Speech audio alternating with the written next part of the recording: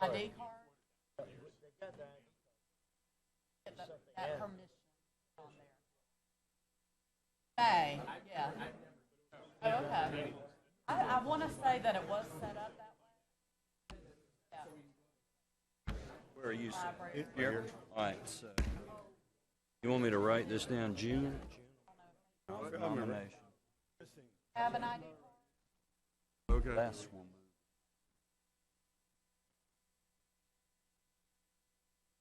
How hard is it?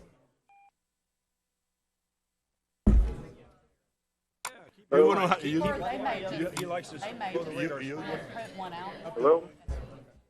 thing of Spain. I'm praying. Walk? Yes. The good news is So you got a great excuse. I've got to walk on flat surfaces. Tried me this morning. Hello. It meets these people. Kennedy Road. I got one.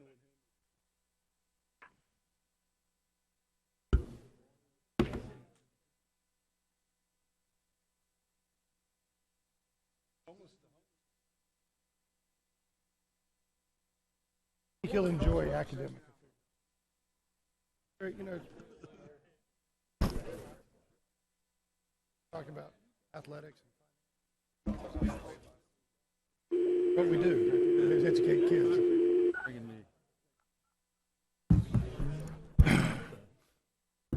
Hello? Happy to do that. Understanding.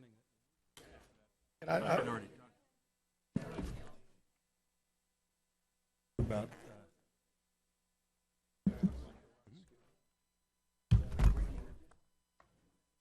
chatter from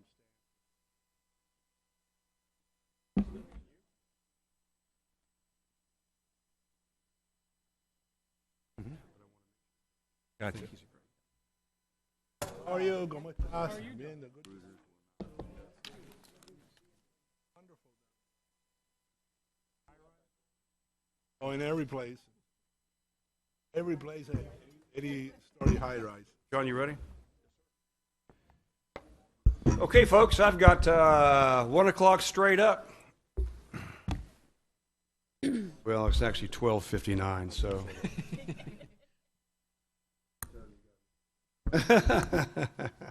We'll have everyone take their seat, if you don't mind. June Duda's moved over. June usually sits there. Yeah, just changing everything up. I like that. I think Joe Camps will be with us by phone. Dr. Camps, are you here yet? Yes, I'm here. Great. Good afternoon. I hope you're doing well, buddy. I am. Thank you very much. I'm sorry I can't be there today. I'm having to direct the shop a little bit. Yeah. And that. For all of our members, 1, 2, 3, 4. 7, 8, waiting for June Duda. June. Tell you what, in the meantime, let's call a meeting to order. We'll take roll in just a second. But at our last telephonic board meeting, we introduced a couple of brand new faces to our board. And I should have warned you guys that maybe you'd, number one is Bob Sasser. Bob is president and CEO of a little company called Dollar Tree, which is ranked number 350 on the whatever you call that. And now with a merger with Dollar General, Family Dollar, I got it, Family Dollar, that moved to number 150 in the nation as the largest company. So it's really an honor to have a very astute businessman on this board. And Bob, if you want to make a few comments. Sure, I'd be happy to. First of all, the honor is all mine to be invited to the board. I couldn't be more happy and more excited about joining this organization. We, as Alan said, as Chairman Bent said, excuse me, I'm the CEO of Dollar Tree. We live in, Pam and I, my wife of 41 years last week, by the way, live in Virginia Beach, Virginia, but we come to all the home football games, and we come to a lot of meetings in Tallahassee, and from time to time they invite me back to speak to some of the students, and we always look forward to taking that opportunity over at the business school. So I couldn't be more proud and honored to be back. I grew up in Panama City, Florida. Man, That's my I like connection that. That's music to my ears. to How many people we FSU. have here from Panama City? So I We grew never up, knew each other, though. We did not, and because I think I'm a lot younger. But at any rate, I did grow up in Panama City, product of the public school system there. Grade school to graduated from Bay County High School, and then I was very fortunate to graduate from Florida State University in 1973 with a marketing degree. I've been a retailer all my career so far, and really proud of what we've been able to accomplish at Dollar Tree and other places along the way. My most pride, though, is in my two kids. I have a son and a daughter, both grown, and our son is, he has two daughters. I have two granddaughters from my son, and our daughter is expecting her first child, another granddaughter, Wonderful. in about 30 days. So we're happy to be grandparents again. I'm happy to serve as on the Board of Trustees. At this time especially, there's a lot of excitement. We spent the last 3 days going through just a whole lot of opportunities that are before us. None of them are going to be easy, by the way, a lot of hard work. But then again, anything worthwhile is worth working hard. Especially at this time as we launch into a new 10-year strategic plan, I'm excited to be part of that because I think what we do now is going to be really important to us as we go forward over the next 10 years. I believe in setting high goals, aspirational goals, especially if they're 10-year goals. We're looking out into the future, 10 years, we ought to be thinking aspirationally. We ought to be setting the bar very high. So I believe in that. At the same time, while keeping our eyes on the horizon and our 10-year goals, I believe in operating in real time. And in real time, we need to manage our business accordingly. The funding, of course, as Trustee Gruder said yesterday, the elephant in the room. I think it always is. Everybody wants to be the best. We all want to have the best FSU possible, and that is going to require funding and resources. I think going forward, we're obviously going to have to find more ways to fund that, more resources, expanding the base, looking for maybe some partnerships with business and other ways that I don't know yet, but we need to expand the base, expand the funding, and build the endowment, obviously. So, Alan, thank you for my 5 Absolutely. minutes or so. And again, I'll tell you, I love FSU, and I'm really proud and honored to be a part of this Board of Trustees. Thank you. Thank you, Bob, and welcome aboard. Billy Bazette, a legend in Florida, former Secretary of the Department of Community Affairs, from my part of the world as well. Good lawyer, well respected, well regarded in the world of Northwest Florida. And Billy, welcome aboard and some comments. Thank you very much. And I share Bob's comments. I'm really pleased to be here, and this has been a great couple days, and I've really just enjoyed meeting all the other trustees and the wonderful people who are affiliated with the university. My family has a pretty long tradition here. My mother and grandmother went to Florida State. And I had one of my sons graduate just a few months ago from the institution, and would love to. He had to stay another semester just to hang out because he loved it so much. But I'm very much intrigued and pleased to be here. I feel like I owe a lot to Florida State. I met my wife here and really love the law school and love what's happening there, and just really hope to be a contributor. And so, again, thank you for letting me be here. Absolutely. Well, welcome aboard, and thank you. We also have, I think I mentioned at our last board meeting, Mark Hillis is back, got reappointed back in January or February. Welcome back. We're certainly happy to have you. Same thing with Trustee Simbler. He's also back. We're happy to have him. And we have Susan Fiorito as a faculty rep. She's not here today. She's in London at our program over there, but we have the number 2 person that will make a presentation today. And we have Gene Tabarez with the Student Government Association. Gene, welcome aboard. And you have a few comments? Thank you. First, I'd like to say how honored I am for this experience, and thank you so much to all the great individuals and the trustees as well for the warm welcome and just sharing the information and so many intricacies that run this great university over the past 2 days. And I'm very excited to work alongside all of you and in this humbling experience, and looking forward to all the things that student government can do this year to help the university. Wow, thanks and welcome aboard. Looking forward to working with you. Having said all that, Lena, can you call the roll, please? Trustee Ballard. Trustee Benz. Here. Trustee Burr. Here. Trustee Bazette. Here. Trustee Camps. Here. Trustee Duda. Here. Trustee Fiorito. Trustee Gruters. Here. Trustee Hillis. Here. Trustee Pantine. Here. Trustee Sasser. Here. Trustee Sembler. Trustee Tabaris. Here. You have a quorum. Okay, that's great. Just a reminder, if you make a motion or a second, please say your name so we can have accurate records of the meeting. The first item that we're going to take up is approval of the minutes of the June 3rd meeting. Are there any corrections to the minutes? Anyone want to make a motion to approve the minutes? I move for approval. There's Pantene. a motion by Pantene and a second by Burr, second. Burr seconds. Any questions on the minutes? Any discussion on the minutes? Any objections to the minutes or to the motion? Seeing none, show the motion passes. Public comments. I have one person that wants to make some comments. Derek Silver. Derek, you still here? Great. Take your time.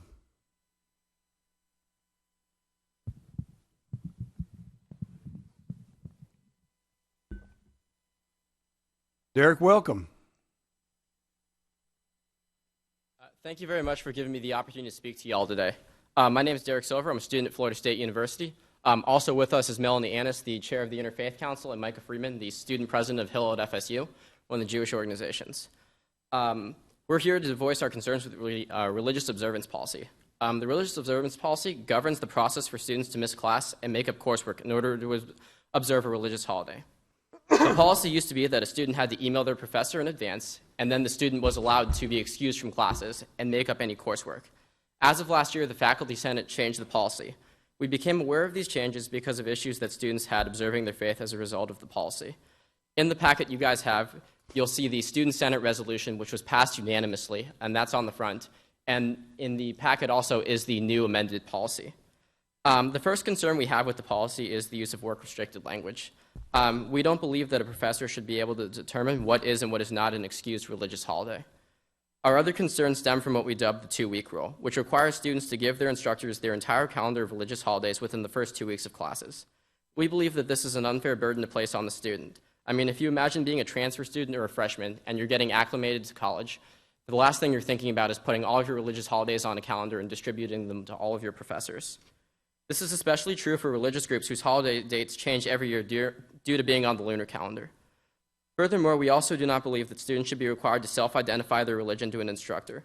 And the final thing I would like to say is that college is also a growing experience. This should also include the ability for students to become more religious as part of that growth. I'm an example of that. Discussions have been going on for a year with the Faculty Senate, and we're extremely concerned because the Jewish high holidays begin in September. What we are requesting is that the trustees and President Thrasher be involved in the discussions with the Faculty Senate in order to help us reach an amicable solution that addresses the concerns of all involved parties. Our contact information is in the packet if anyone has any questions.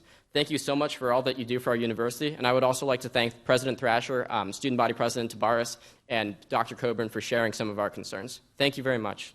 Great. Well, stay there, Derek. Let's see if there's any questions that members have.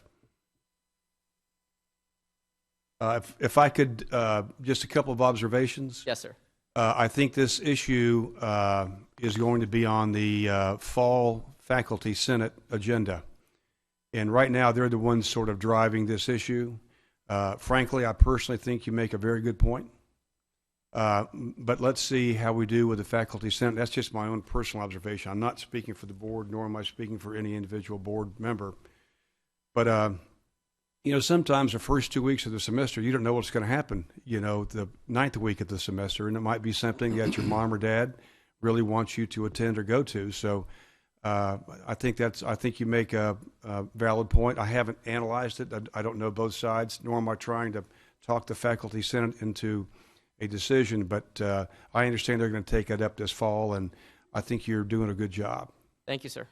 Go ahead. Mr. Chairman, just say example of some of the excellent students that we have that are willing to reach out on a reasonable and important issue to them that we take seriously in the administration. Derek and I have become good friends over the last number of months. We see each other pretty frequently, and we are taking that issue seriously, and we're going to work on it hard to work it out amicably for everybody. And I appreciate you coming today, Derek. I really do. Thank you very much, sir. Thank you, Melanie. Do you have any comments you'd like to make? Okay. ID did, by the way. Thank you very much, Derek. Thank you. Anyone else have that would like to speak? We always want to exercise those First Amendment rights. Very important. Okay. Seeing none, let's go to President Thrasher's report. President Thrasher, you recognize. Well, thank you, Mr. Chairman, and good afternoon to everybody. And I'd like to start by thanking you for your support and leadership on this board as we start this really important meeting. I welcome again the new trustees who bring incredible experience and so much positive energy to this board. We're looking forward to all of us on our staff and myself to working with you. Mr. Chairman, I'm going to hit on a few items, a few issues that will be expounded on by some of our staff as they make their presentations later. So these are kind of introductory comments on some of the issues that they'll be talking about. I think everybody knows the legislative session ended about a week ago, actually last week, and the governor actually signed the budget Tuesday morning. We were pleased with the performance funding and the preeminence funding that both received legislative support. It'll certainly help us maintain our momentum and continue to work toward our goal of being in the top 25 of universities, public universities in America. Did we get everything we wanted? No, we didn't. I'm not sure anybody really did in the process this session. There were some political complications, I think, that kind of had overrode the session in some respects. But we feel like we did overall very well.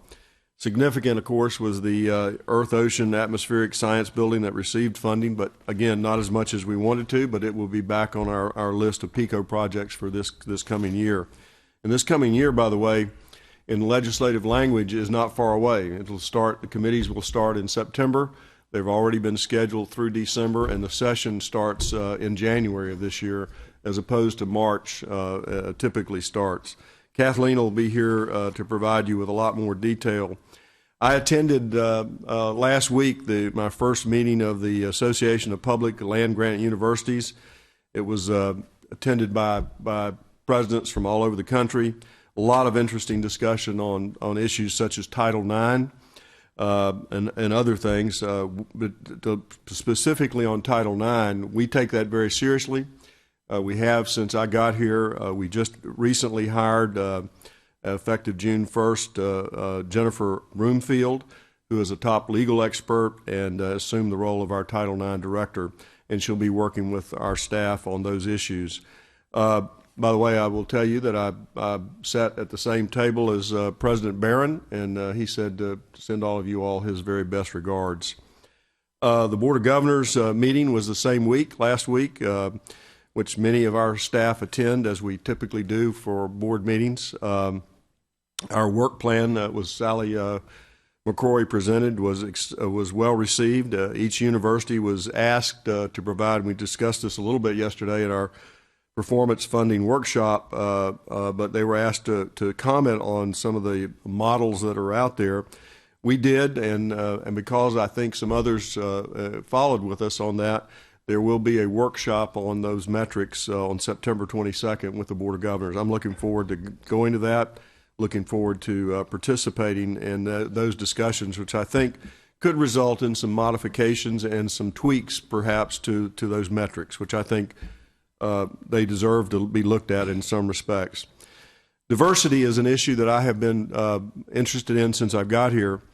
FSU has long championed the value of diversity and the inclusion as part of our community.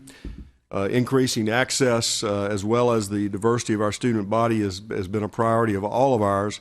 And I'm pleased that we have developed a new need-based grant awarded to students who admitted to our CARE program.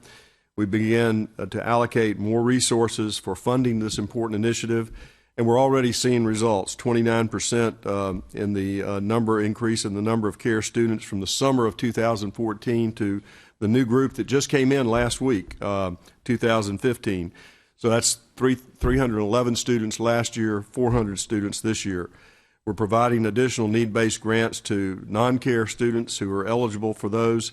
We've created 3 positions to coordinate the FSU High School Partners Program, which is a program of some of our selected high schools that we will work directly with to try to encourage more diversity. And Sally, I think, is going to provide you with some more information on that particular issue. In the area of financial aid, we've made some changes to financial aid disbursement to better meet the students' needs. Students now receive the first disbursement before the term ends, or before the term begins, and the majority of the remaining aid during the early in the first week of classes. Kyle Clark has been instrumental in his great team in making sure that happens. In regard to facilities, the first phase of our new residence halls, Dorman and Deviney, were completed on budget and ahead of schedule. Students have already started to move into those. We have started some renovations to Doak Campbell Stadium. We just completed the work on the bond issue that was required to be done in that area. We're looking forward to acquiring some new properties around campus, the border, but also a little bit further out, and we're actively pursuing a number of public-private partnerships that we'll be working on in dealing with a residence hall in Panama City, which I know you care a great deal about, Mr. Chairman. A number of other of P3 projects that will be underway shortly. We do have in the area of searches, we have ongoing search for our provost, Don Gibson. Dr. Don Gibson is chairing that search committee. Alberto Pimentel is assisting with the search, as he did last year in the search for the president. We'll begin interviews this fall. When I say fall, to me that means, I used to mean October, November, but fall now means August, September. So we're getting started that. Our goal is to try to make a selection by late October. We also have an ongoing search for the College of Business. A search committee has been formed. It'll be chaired by Dean David Rasmussen, and it's been established, and it will begin the process very shortly.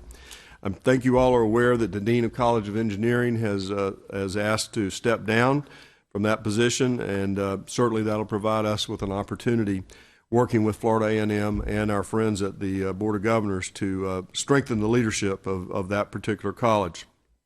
Many of the meetings with FAMU and the Joint Council, which is what we call the group that governs the engineering committee or school, have met in recent weeks and very successful. I would tell you one of the things that I feel very good about, not that Florida A&M was not doing a good job, but that they have agreed that we ought to become the physical agent for the college, and that'll begin July 1st. Kyle and his team are working on that to effectuate those changes.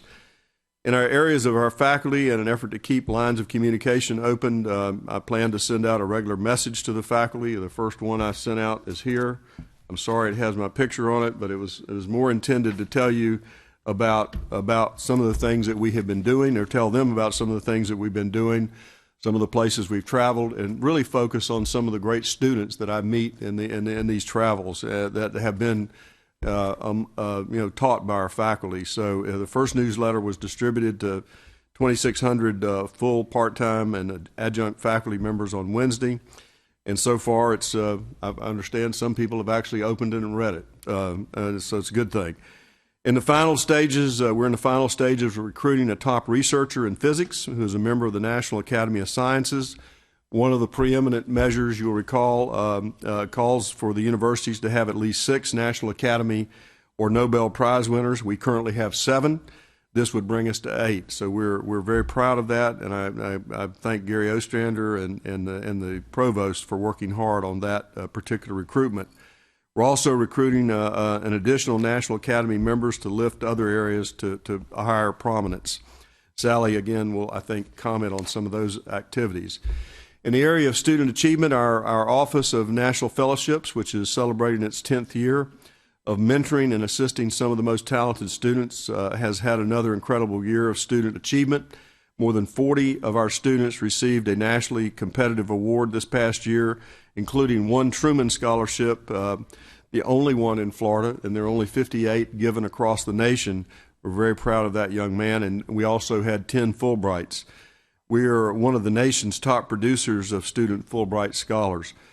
We'll be announcing soon that another of our students received another special MTVU Fulbright to study an aspect of international music culture, and we're very proud of those students. In the area of research, National Science Foundation has decided that the Mag Lab, we talked a little bit about this yesterday, but the Mag Lab will not have to go through the competition process that's expected every 20 years. Instead, we'll go through a renewal process that has to be done every 5 years. That is a significant development that I know Trustee Pantene cares a great deal about. In the area of our campaign, our capital campaign, Raise the Torch, Tom Jennings, of course, will talk more about this, but I understand we are now at $694 million, or almost $95 million that are raised as of today. More than 2/3 of the goal toward the $1 billion. Campaign video that we used last October, I guess, or November, recently won a bronze award in a national competition conducted by the Council for Advancement of Support of Education. And the video also was recently won another award at the local American Advertising Awards award presentations. So thank you for everybody who worked on that. It's been an integral part of our campaign. You know, there are a lot of things that you'll hear this afternoon, Mr. Chairman, that'll be amplified on some of the things I've talked about and a lot of new things.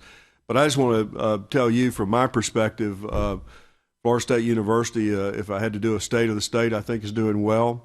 It's because we have an incredible faculty. We're attracting the best and brightest students, in my opinion, than we've ever attracted, and that we have a great team in place. And I want to thank all the members of our team that make this university run every single day.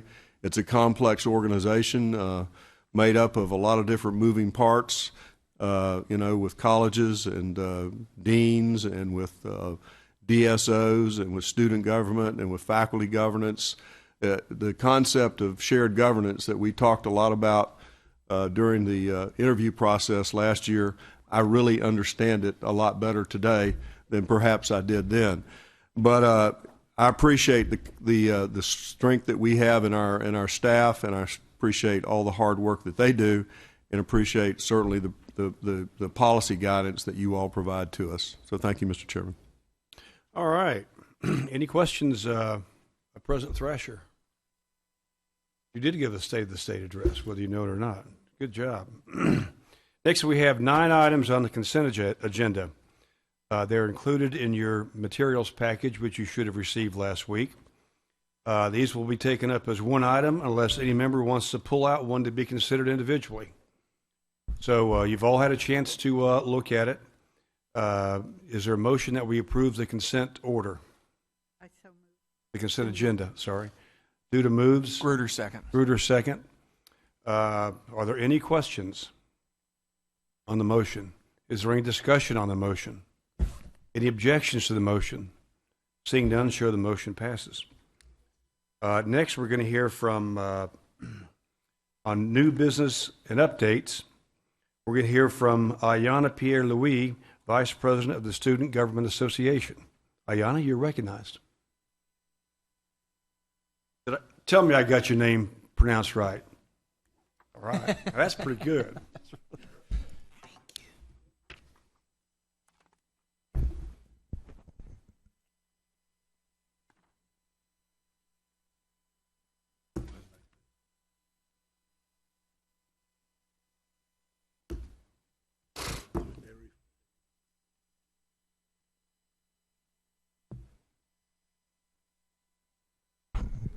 Good afternoon, trustees. My name is Ayana Pierre-Louis, and I currently serve as the 2015-2016 Student Body Vice President. It is an honor to stand before you all today as I present the Student Government Association report. As we kick off the Tabares Pierre-Louis McGinnis administration, our mission is to provide the student body with a voice through opportunity and engagement. Through our pillars of perseverance, passion, and courage, our administration will continue to engage the student community with programs that will enhance the student experience through the 2015 to 2016 school year and years after.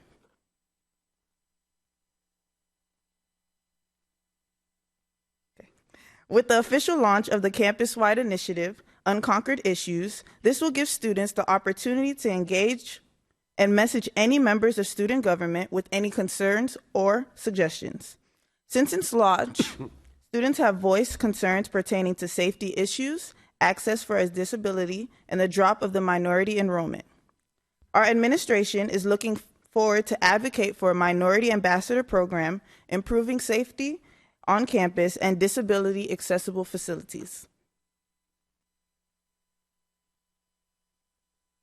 No Cab is an executive project of the student government. This provides students a safer alternative to reaching their destination, but now it's even bigger and better. We partnered with the transportation to rebrand this great project and even created a more convenient way to pay, using a pay card, where students can electronically transfer money and can use it every time they ride. Especially during a time where carrying money is foreign, this is a cool way to pay. Student government helped welcome the new CARE students with refreshments, flyers for TLI, Transfer Leadership Institute, and FLI, Freshman Leadership Institute applications, and no more shirts. Many of the CARE students, which stands for Center for Academic Retention and Enhancement, are first-generation minority students. So we are more than happy to welcome them and make their first impression of FSU a long-lasting one.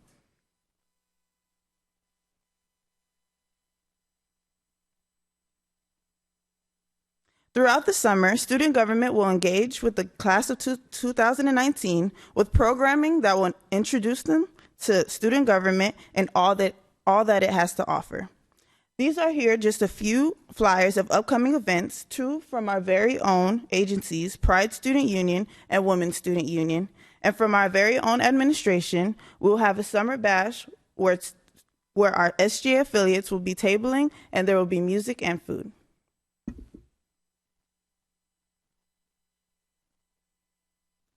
Finally, throughout orientation, we made sure that our presence was kept. Many of our affiliates table every Tuesday and Thursday during Seminole Discovery. A few students who haven't even started summer classes yet have already showed interest within student government and are already applying.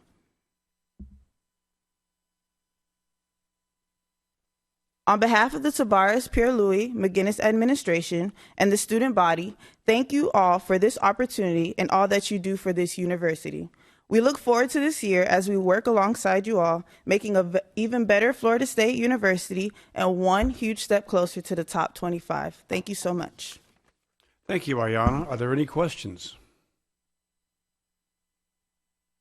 Trustee Tabares, you want to comment? Great job, right? It's fantastic. Thanks. Ayana, thank you so much for that good report. Now we're going to hear from Dr. Todd Adams of the Faculty Senate Steering Committee and my seatmate in the search committee process last year. Welcome, Todd. Thank you very much. The Faculty Senate would like to thank Professor Gary Tyson for his service as Faculty Senate President and as a member of the Board of Trustees for the past 2 years.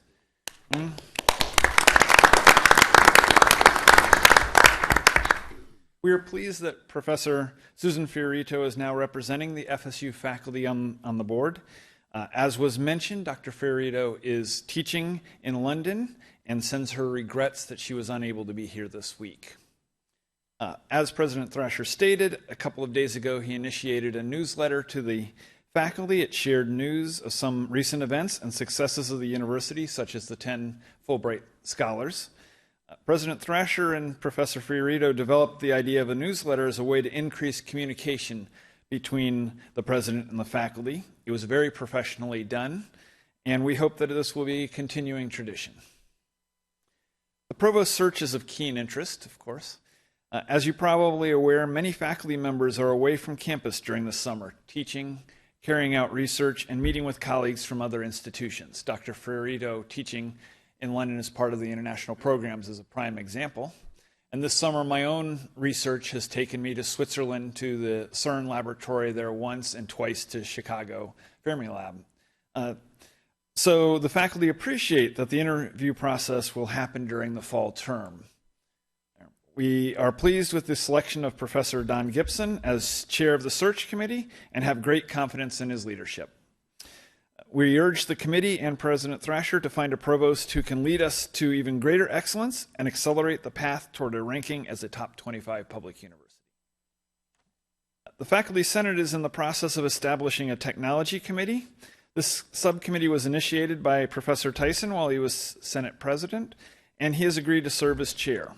The Senate Steering Committee has heard concerns from faculty related to IT, and we hope that this committee will be able to address these and help find the best solutions for FSU.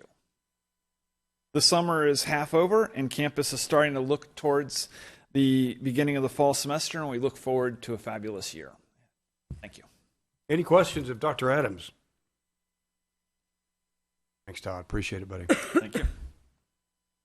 Next, we'll hear from Dr. Gary Ostrander, Vice President for Research.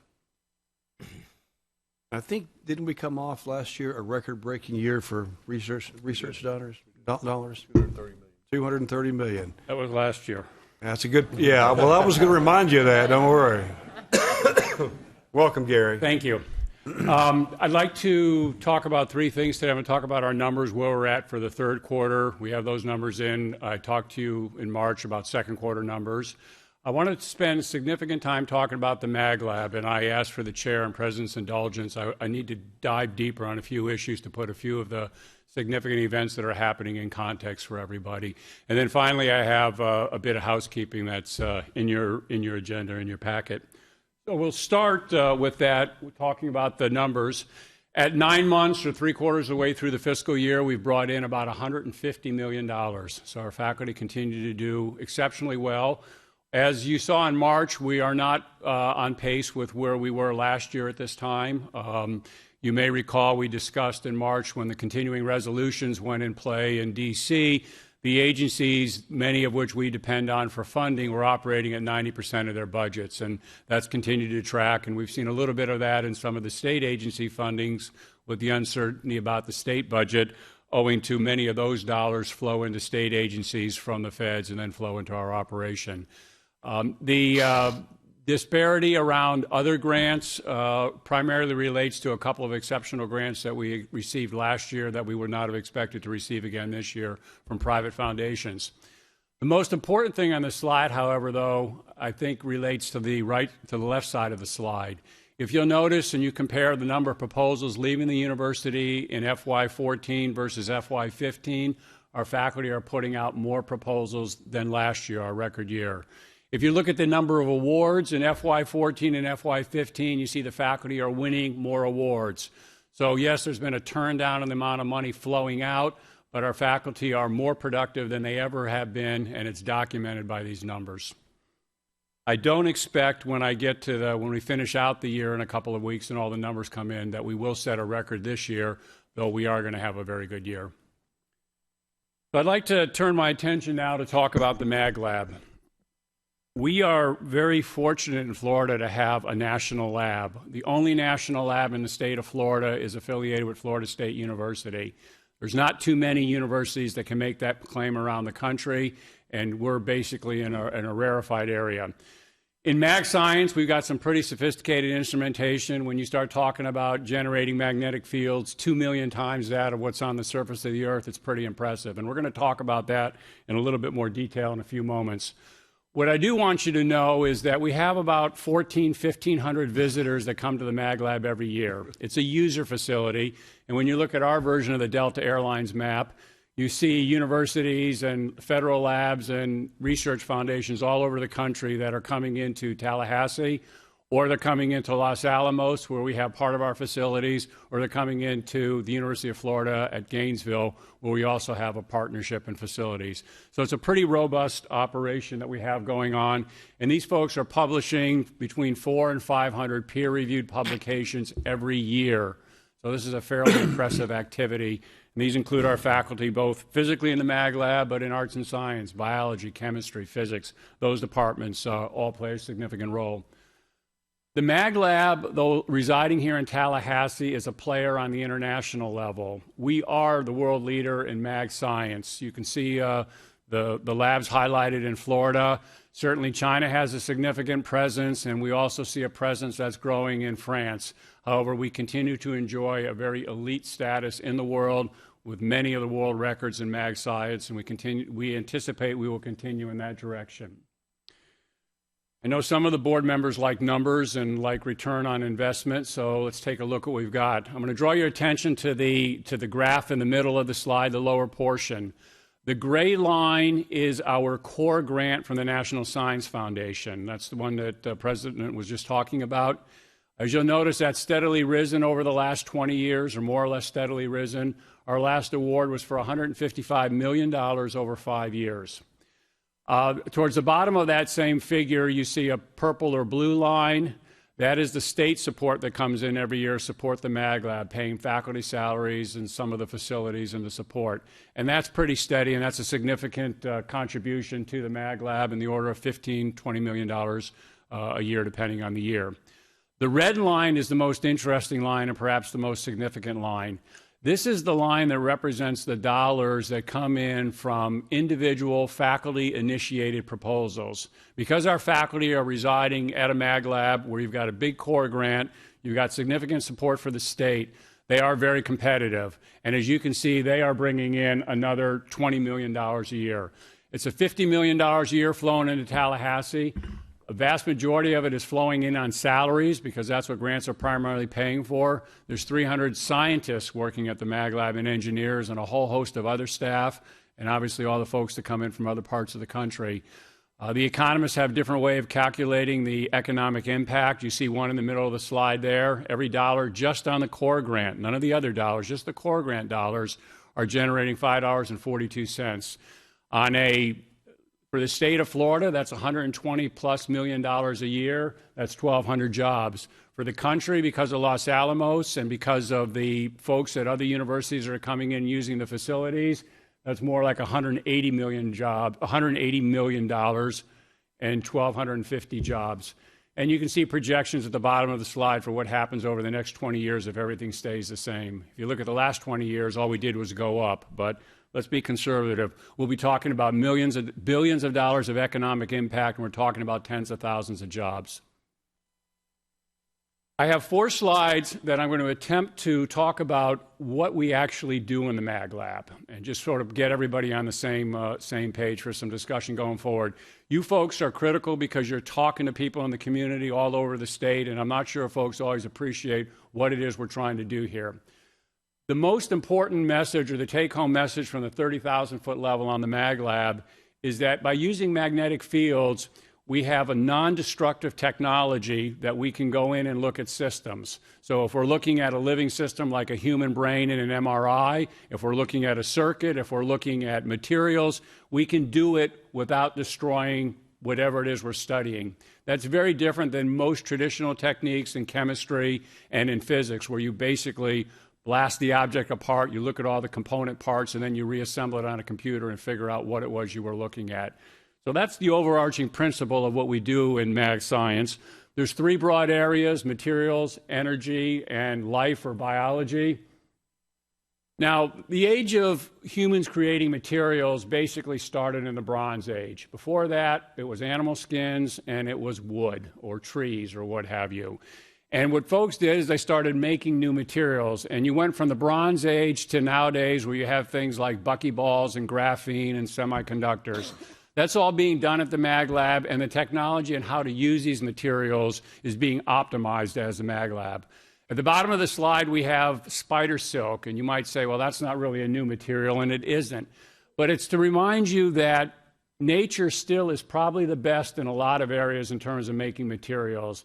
It turns out that the silk out of spiders or the cement that coral reef organisms use to cement themselves to a reef in salt water with wind and waves circulating all the time is actually still better than a lot of the materials that we have. So there's a lot that we can learn from nature, and that becomes a reoccurring theme with some of our work.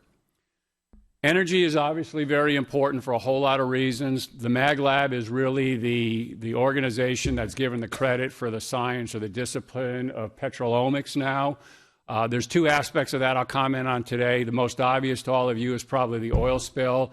And you saw coming out of the oil spill the technology, the Mag Lab, being able to fingerprint various types of oils, where they were coming from, where they were going, and to determine what the real source of pollution is in different areas. And that's some fairly sophisticated technology that's been developed here in terms of ICR and other spectroscopies. The other thing that happens on the fuel side that's important, particularly on the fossil fuel side, is that with a fossil fuel, you've got aromatic hydrocarbons. And for those of you who remember your high school chemistry, it's a bunch of benzene rings and chains of carbons with various hydroxyls and other elements attached. And when those things break apart, that's when energy is released. At the molecular level, the Mag Lab folks are working to understand and to optimize how fuels actually work so you can deliver more energy. And that's fairly important, or at least it will be for the next 30 to 50 years, and then we're going to be out of fossil fuels. In fact, it's suggested that about 10 years ago, the Earth passed the point of where half of all the fossil fuels had been exhausted. So that's fine. We're going to run out. We know we're going to run out. We're just not producing them the way we used to when the dinosaurs were running around. And that's okay, and the Mag Lab is ahead of that curve, because what we're going to need to do is we're going to need to trap energy from the sun, from wind, and we're probably going to be trapping energy from waves. Just think about anything out there that's constantly moving. How do you trap that energy? And once you trap it, what do you do with it? That means you have to come up with better ways to store it. So the Mag Lab is working on batteries and new technologies, plastic batteries made out of new materials, lightweight batteries that you will put your cell phone down on the charger, and 15 seconds later, it will be fully charged. This is the technology, this is what we're trying to do right now, and this is what you will see in the next decade, and a lot of that will be because of the work that's happening right here in Tallahassee. There'll be next generation fuels, there'll be more efficient fuels as well, and we're all a part of that. Finally, we go to the biology and the life sciences. You see the MRI of the brain. That's a pretty high resolution photograph, and that's a much higher resolution than was possible even 5 years ago. The theory and the principles and the algorithms that go into being able to do this come out of the Mag Lab, and it's constantly being refined. There's folks working on, for example, when you put kids in an MRI, how do you get the kid to stay still? Well, you can actually develop algorithms to correct for the motion of the kid in the MRI so that you can get better images. This is a lot of the thinking that has to go into it. So now the computer folks are involved in this. Mag Lab really reaches out and touches a lot of areas of our campus in much the same way that it touches, as you saw from my Delta Airlines slide. There's a lot of natural products. There's a lot of things happening at the molecular level when you talk about pharmaceuticals, nutraceuticals. When you start talking about the treatment of diseases and what happens on the surface of cell membranes, what happens on the surfaces of viruses, to have a non-destructive technology to be able to look at that in real time and see when these interactions are happening is optimal. There's no other way to do it unless you're doing it with magnetic waves. And finally, there's whole new technologies coming out that are going to allow us to actually see what happens when you're thinking and really optimize what's happening in terms of different parts of your brain when your brain is functioning. And this is going to pave the way for this whole revolution that's coming out on the brain, which is one of the last big frontiers in biological sciences. How does the brain work? The Mag Lab is also starting to be a place where you have technology transfer and more commercialization. Specialized Crystal Processing, Inc. is a company here in Tallahassee. It transitioned out of the Mag Lab. Some scientists and engineers in the Mag Lab developed some unique crystals. These crystals are significant in things like night vision goggles, in sensory, different types of sensory receptors that you might want to develop, and certainly in motion-sensitive cameras. We've seen an explosion of this type of technology, and prices are going down. It is not insignificant on the last line of the slide that until now, if you wanted these types of crystals or similar types of crystals, ours are unique and better than what's out there. If you wanted to get those, you had to depend on companies in Russia and in China. And that can present problems, as I'm sure you all appreciate. Danfoss is a multinational corporation out of Denmark that's a $7 billion a year company. Danfoss Turbocore here in the Tallahassee area is adjacent to the Mag Lab. It has about 200 employees, and they make an oilless compressor. When they were in the process of developing that technology and developing that instrumentation, they ran into some problems. They came over to the Mag Lab, and basically the Mag Lab was able to introduce them to a new material that would not become magnetic at high temperatures, which were required during the process of making these compressors. This ended up to be an incredible savings of money. It saved a lot of materials, and now all of these compressors that are shipped all over the world carry the technology from the Mag Lab. Our goal, and this will be a conversation I'll have with you in the next year, is going to be looking to ways to bring in more companies into the Tallahassee area, co-locate them in the Innovation Park, near our campus down there, near our engineering school, near our other centers that can take advantage of the actual technology that Florida State University is developing on our campus. So let's talk about recompetition and renewal, because there's a little bit of confusion. The President's obviously shared with you the good news, and it is very good news. So 20 years ago, the Mag Lab existed at a university up in New England somewhere, MIT, I forget the name, no, MIT, an excellent university. And the NSF hosted, as required, a recompetition. And what happened surprised everybody, and that is because Florida State University went up there and won that competition and moved the Mag Lab from MIT down to Tallahassee. That was a huge coup. That was a recompetition. And for the recompetition, everybody got to compete. So other universities, other industry partners, other labs were able to go after it, other consortium.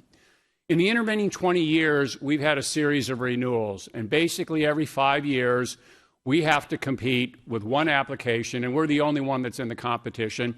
And we put an application into the NSF saying what we want to do for the next 5 years. Now, you might think that being in a competition where you're the only applicant, where you're only renewing it, is a pretty easy process. It turns out it isn't. It's still a rigorous review. There are still scientific committees that are set up to test everything and to challenge everything that we're pushing forward and we want to do. There are site visit teams that come into Tallahassee, that go to Los Alamos, that go to Gainesville, look at our labs, kick the tires, talk to the scientists, talk to the students, talk to the technicians, and they push back hard. And they don't give us everything that we want and everything that we think we need. And we often have to change our thinking, and our thinking evolves as a result of that. The last competition was 5 years ago, or almost 5 years ago, and it brought in $155 million. Actually, it'll be 4 years ago. The plan was for us to go in and instead of doing a renewal next year, we were going to do a recompetition. Our 20 years was up. So ever since we got here, I and others have been advocating with the NSF and anybody else who would listen that we don't really need a recompetition. And our argument was fairly straightforward. First of all, the NSF reviews us every year, and we've been doing really well on those site visits. I just got back from one in Los Alamos, and we did great. We have an external advisory committee that's made up of 20 top scientists from around the world. They come in every year, and they spend 3 days looking at what we're doing and engage in conversations and discussions and help with our thinking. Those have been going real well. The National Academy of Sciences came out with a report on the status of mag science in the United States in general and where it was going, actually commented a lot of what was happening in the world. And the take-home message from that was not only was the Mag Lab doing real well, but the areas we were focusing in mag science, energy, biological systems, biological imaging, and materials, was exactly where we needed to be.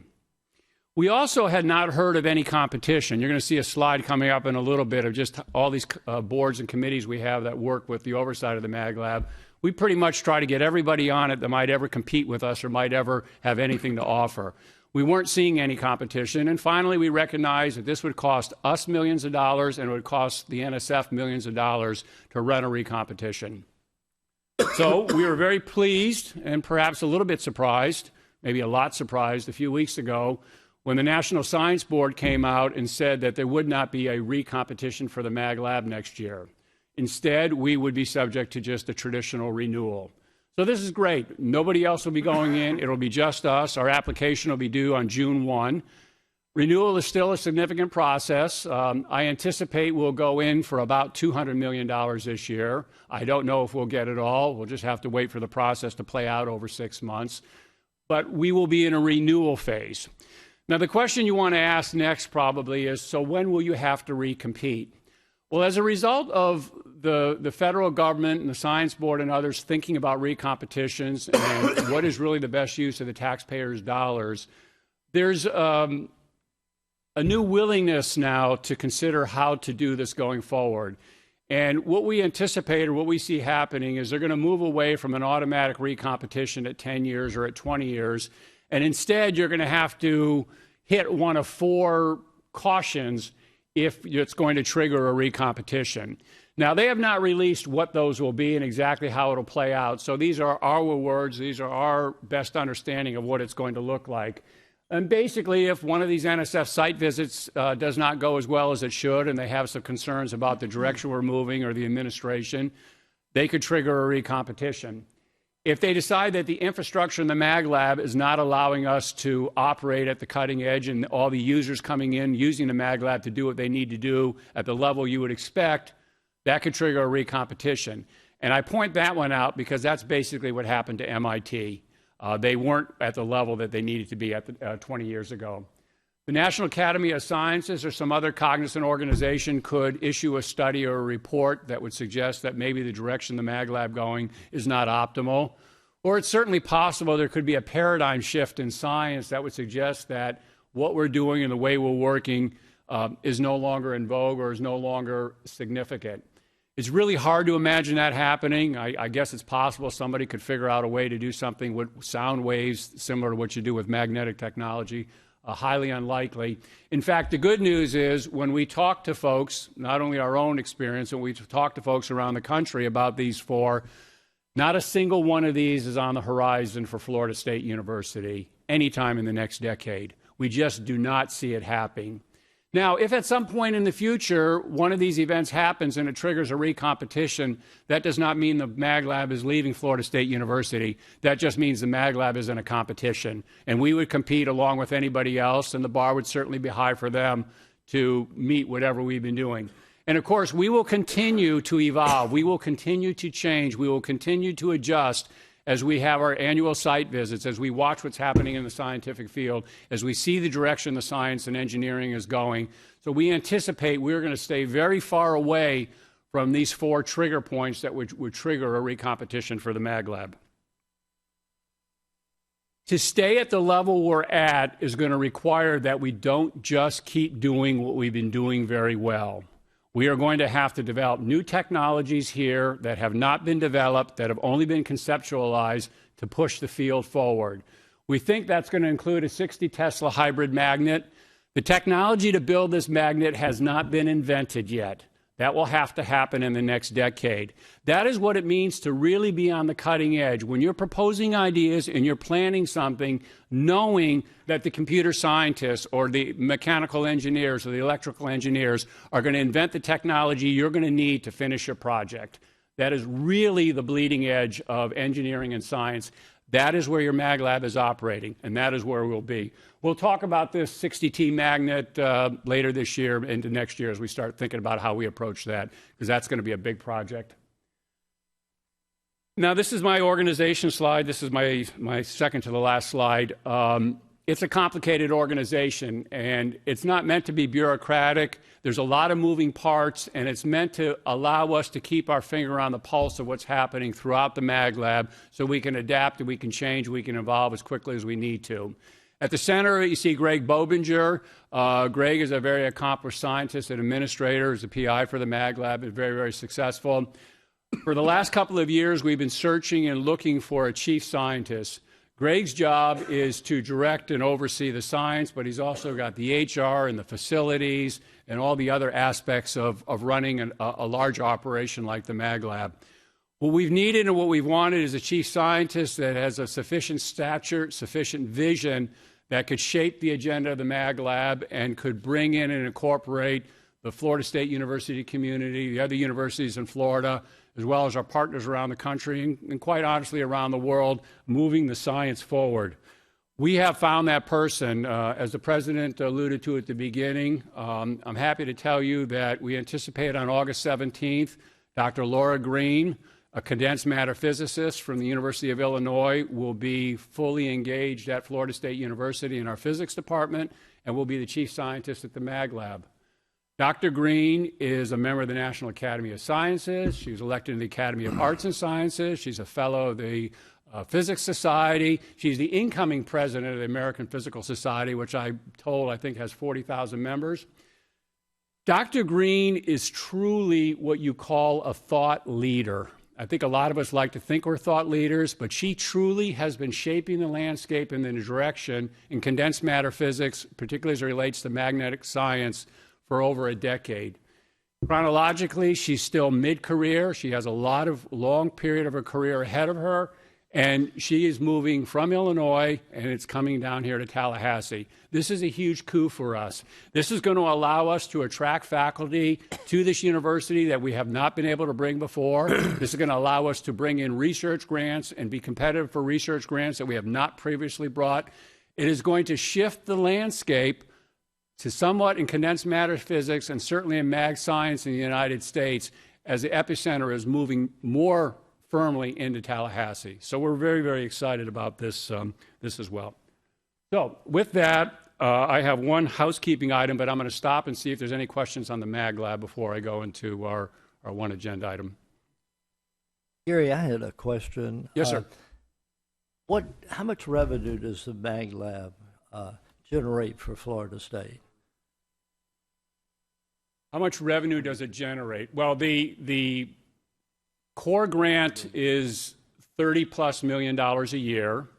There's another $15 million plus of research grants coming out of faculty in the Mag Lab.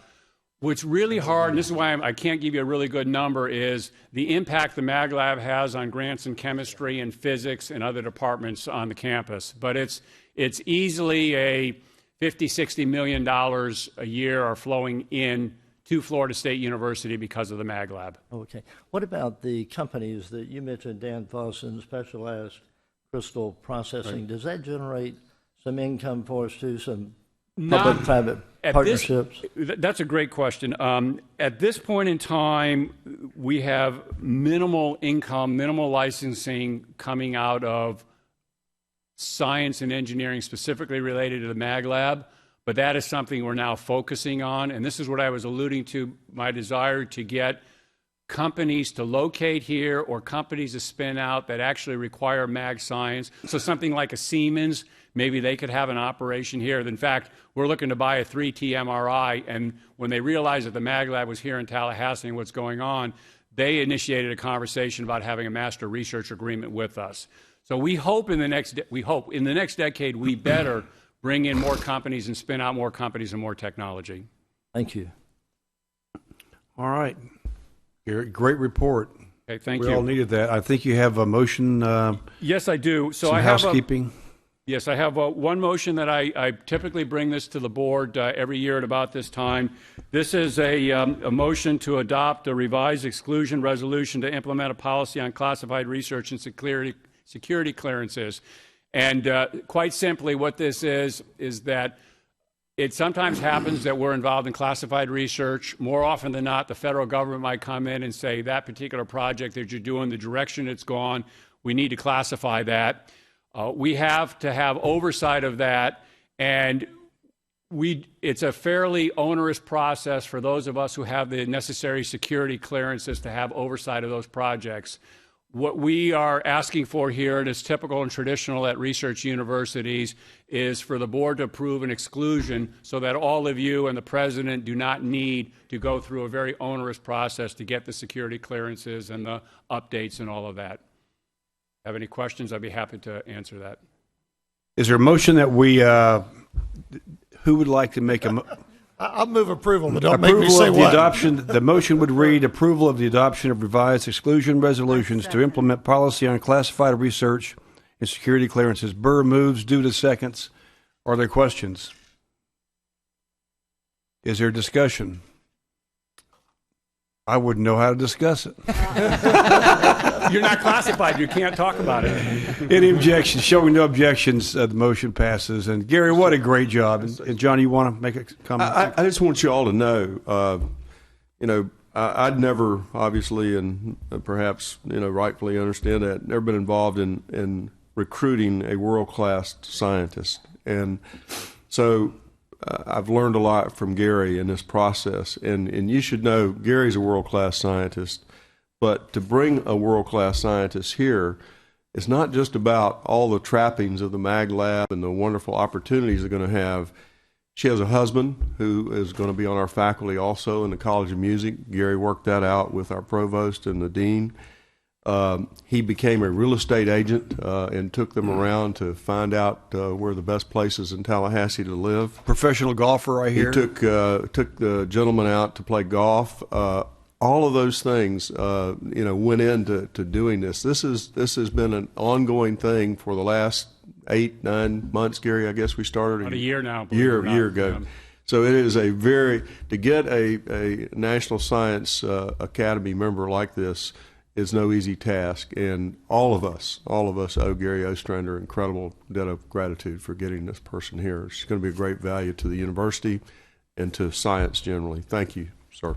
It was really just a matter of telling them what we have here at FSU, because this is still not really well known. And once people begin to realize what we've got here, we're going to attract more and more.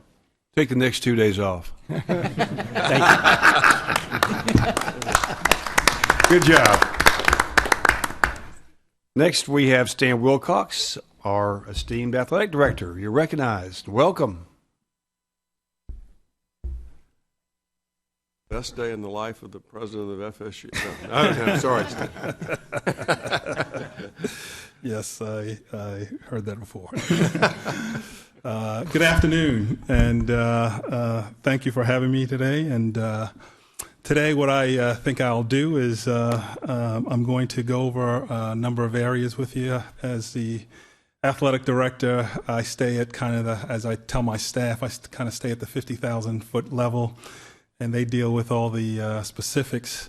But I have Matt Binky, my CFO, here in the event that there are some questions as it relates to finances.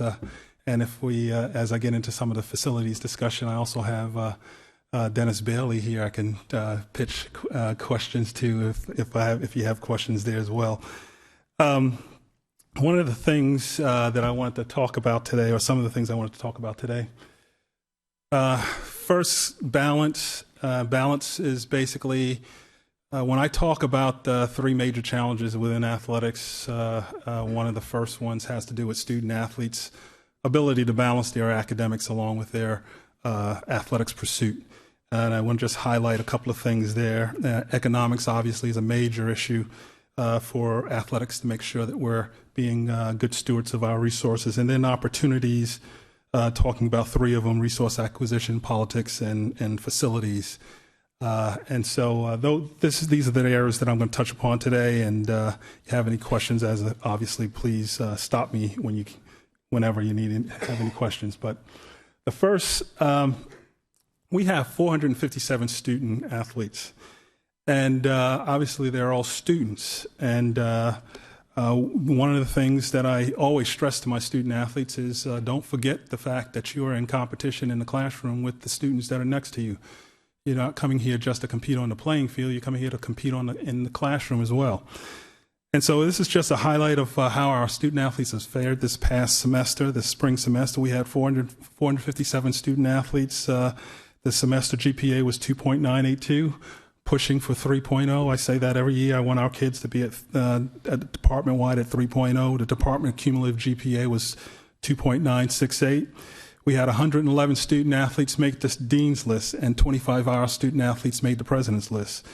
And we had 246 student athletes make a 3.0. 13 of our teams out of 18 of our teams this past semester had a GPA of 3.0. So they're getting it done in the classroom. We're obviously still have some work to do there. I always want our student athletes to do better, but I'm very proud of our student athletes and what they're doing in the classroom.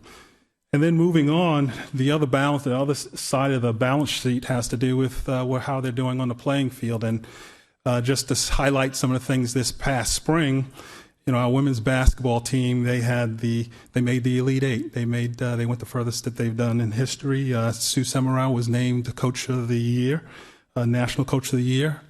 In baseball, we won the ACC champs, 38th consecutive NCAA regional appearance, and then we advanced to the Super Regionals, 14th time in our program history. Men's golf, most of the year was ranked number 1. We finished 11th place at the NCAA championship. We earned a final ranking of 3, and one of our sophomores, Jack McGuire, made to the U.S. Open, and I believe he tied for 56th or somewhere around there, which was a major accomplishment for him.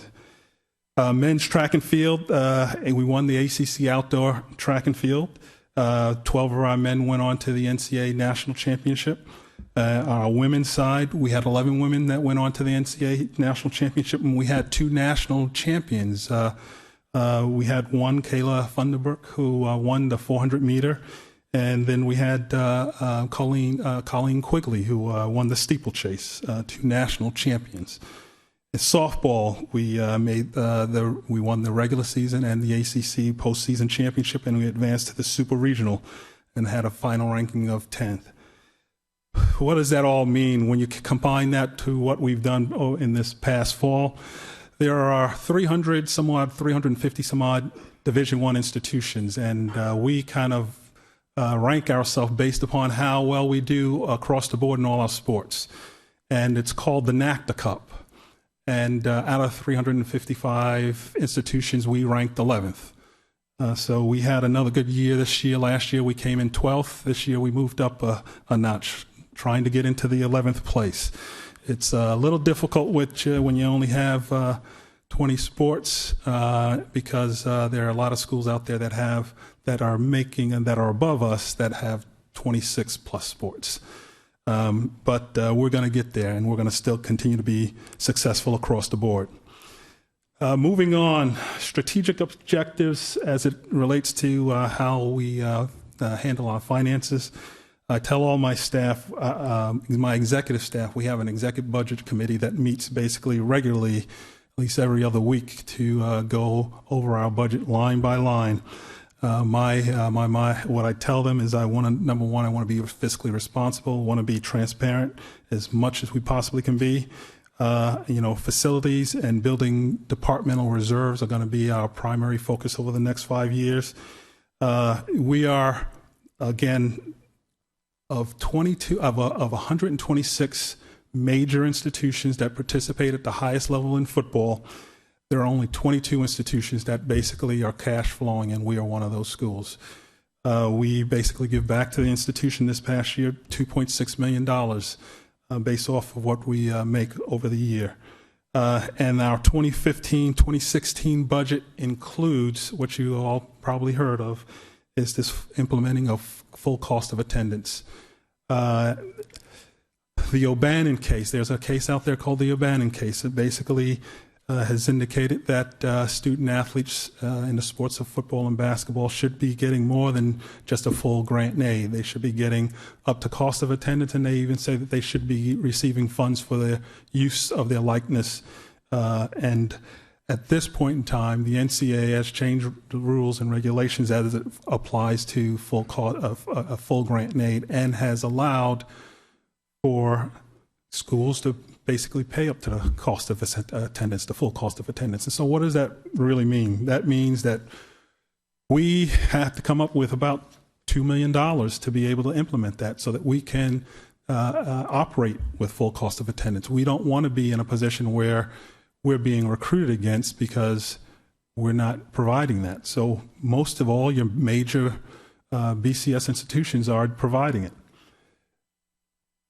Here at FSU, the full cost of attendance for in-state student athletes, for in-state students, it's about $4,500, and for out of state is about 6,000. And that means that we can basically, above a full grant aid, which includes room, boards, books, tuition, and fees, we can pay up to another $4,500 for in-state students and $6,000 for out-of-state students. And that puts us in a position so that we are not being recruited against. So all of our coaches want to do this, so we all want to be able to provide it, and we are going to provide it. The issue is that we hope that the O'Bannon case that is on appeal, that the NCAA wins, because this is as far as I believe that we ought to be going with our student athletes. We go beyond this, then we are changing the paradigm for how we run collegiate athletics, and we are starting to get into a pay-for-play situation, particularly when the O'Bannon case is just talking about football and men's basketball and not speaking about the other sports. So along these lines, we have to continue to look at how we're going to continue to raise funds, how we're going to get more dollars in the event that we end up having to go in that route. One of the things that we're doing, we're going to be looking at more neutral site games in the sport of football. You probably already heard, although we haven't signed the contract just yet and released it, but it's out there. In 2017, we're going to be looking to play Alabama in Atlanta, and the contract's on my desk now. But that's something that we've got to continue to look at, and playing those games early in the season obviously allows us the ability to, somebody's got to lose, but it allows that team to still be able to recoup and continue to possibly get into the college football playoff at the end of the year, just like Ohio State did this year. And then we have to continue evaluating all our revenue sources, our contracts that we have in place, and trying to, and whenever we can, partner with the university in bundling our assets and seeing how we can maybe maximize, not only our income, but also the university's income. So we are looking to do that, and we are in partnership with Kyle and his staff on a number of projects. Ticket sales have been very good. This past year, obviously, we had some great home games. So we had over $24 million in the ticket sales. The conference revenues continue to be strong at $22 million, and those funds will grow in the next couple of years. We do have some major issues, some major items that the conference office is looking at right now and in negotiation, which will up the conference share to each institution in the next couple of years. And booster support has always been very strong, $19 million this past year. You might notice that it was down a little bit, but that's only because a direct payment went directly to the university for the changing of the seats in the Tucker Center. So moving on into the political areas, I would call it.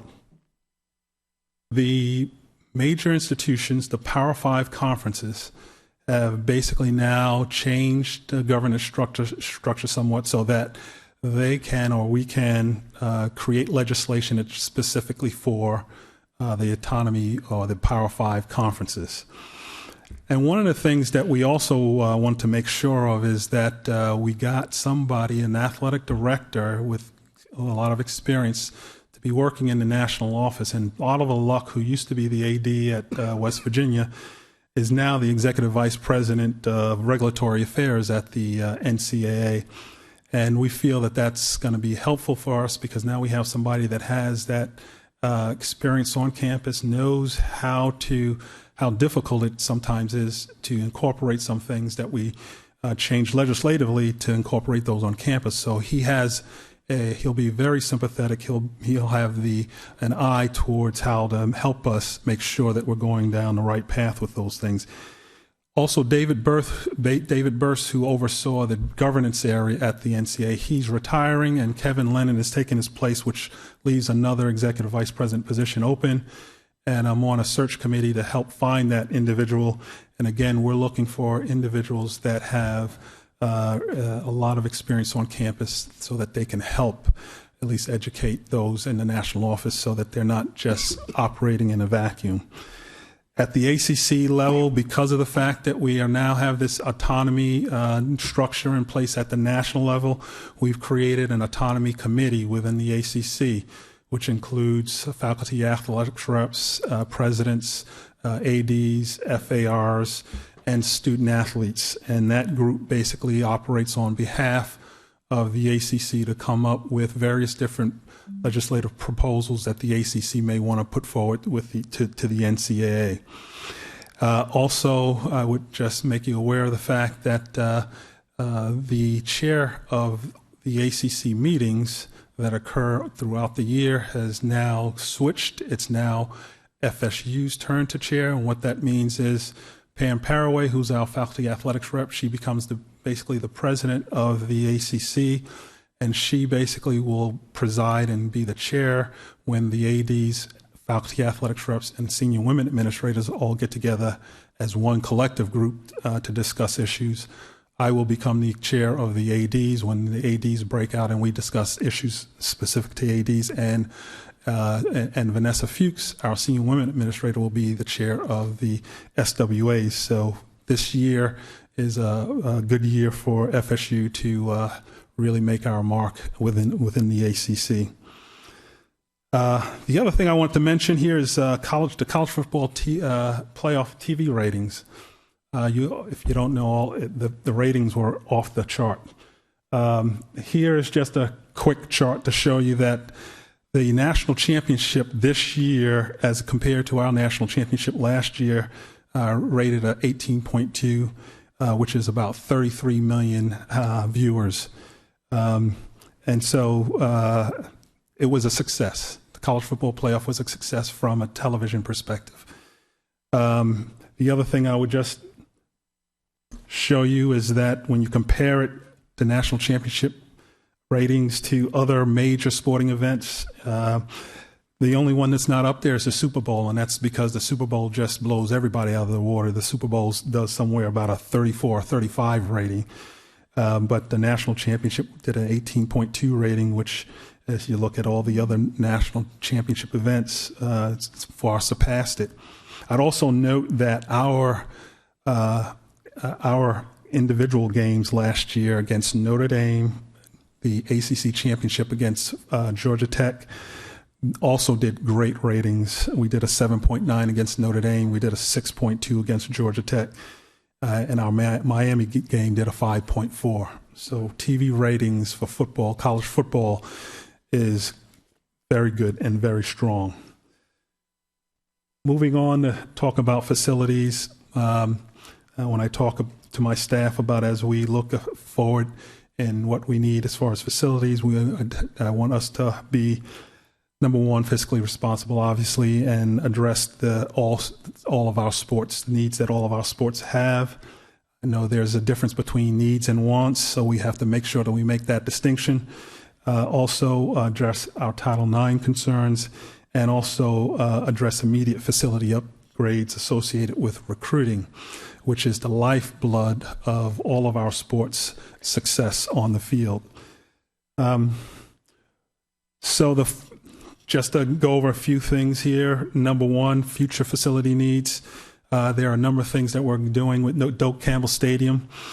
We have a South End Zone project that's being headed by the Seminole Booster organization that's underway, and that will be hopefully completed by the 2016 season.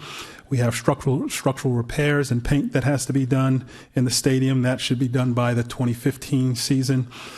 We're also now starting to discuss the lower bowl replacement.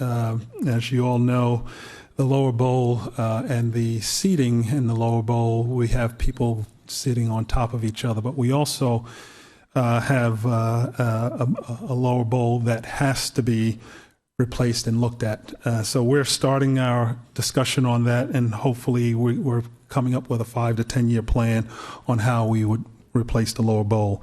That would also include the concourse, the concession, bathrooms, and hopefully maybe we can do something with the bathrooms even before then, because those are in dire need of some changes.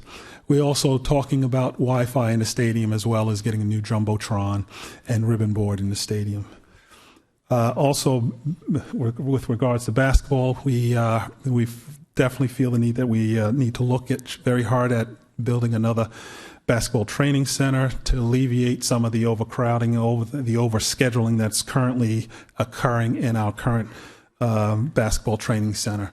Right now we have problems with when you schedule time for practice, it's not consistent. Between the men's and the women, they're always they have to, at the beginning of the year, try to go over the full year as far as scheduling practice. And that changes when kids can actually schedule certain courses, when they have to get training, when they have to do their strength and conditioning, etc. So the current facility was not built for really two programs to operate under one roof. So that's something that we're looking at and talking about. We're also talking about creating an Olympic sports training building, which would house athletics training, strength and conditioning for all of our Olympic sports, as well as an arena for volleyball and an indoor practice area for baseball, softball, track and field, and sand volleyball. Again, these are things that we're looking at down the road. And then the other thing is the Morse Center upgrades. Some of the upgrades are currently ongoing. That's with the football player lounge, team position rooms. But as we look into the future and we start talking about different buildings and facilities for our Olympic sports, we will be looking at the Moore Center becoming more of an academic area, expanding our academic support area within the Moore Center, and that becoming kind of the hub along with football for all of our sports to get their tutoring, their counseling, and being able to come there and get all of their needs met with regards to academics. Also, with regards to Title IX, the other thing that we have to look at is we have to look at adding an additional sport on the women's side. And right now we're looking at the sport of lacrosse. We're also looking at triathlon.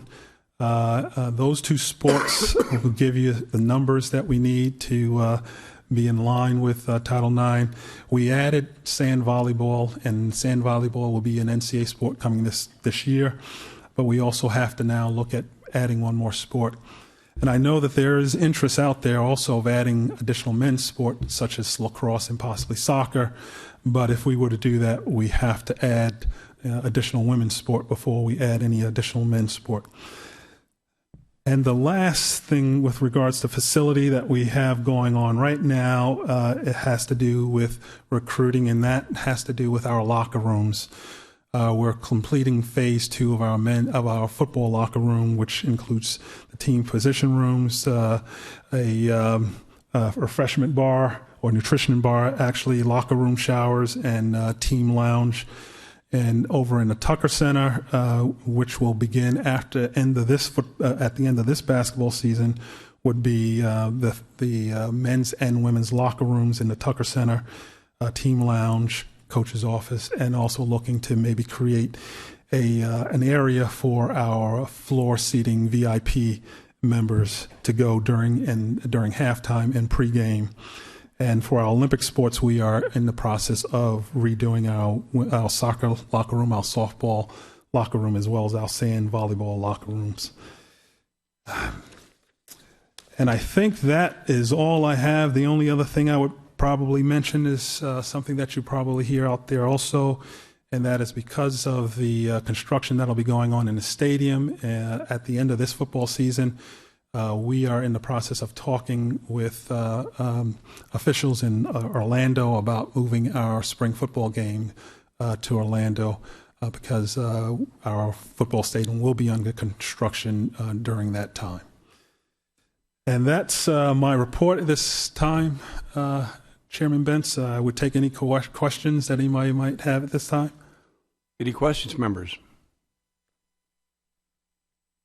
Boy, that's pretty good. I know I must have covered everything. I know I didn't cover everything, but Trustee Hillis. I might ask one. The Alabama game, the neutral site game. Yes. How much additional monies will that generate versus playing a game at home? And I know we'd have to have a home and home. Sure.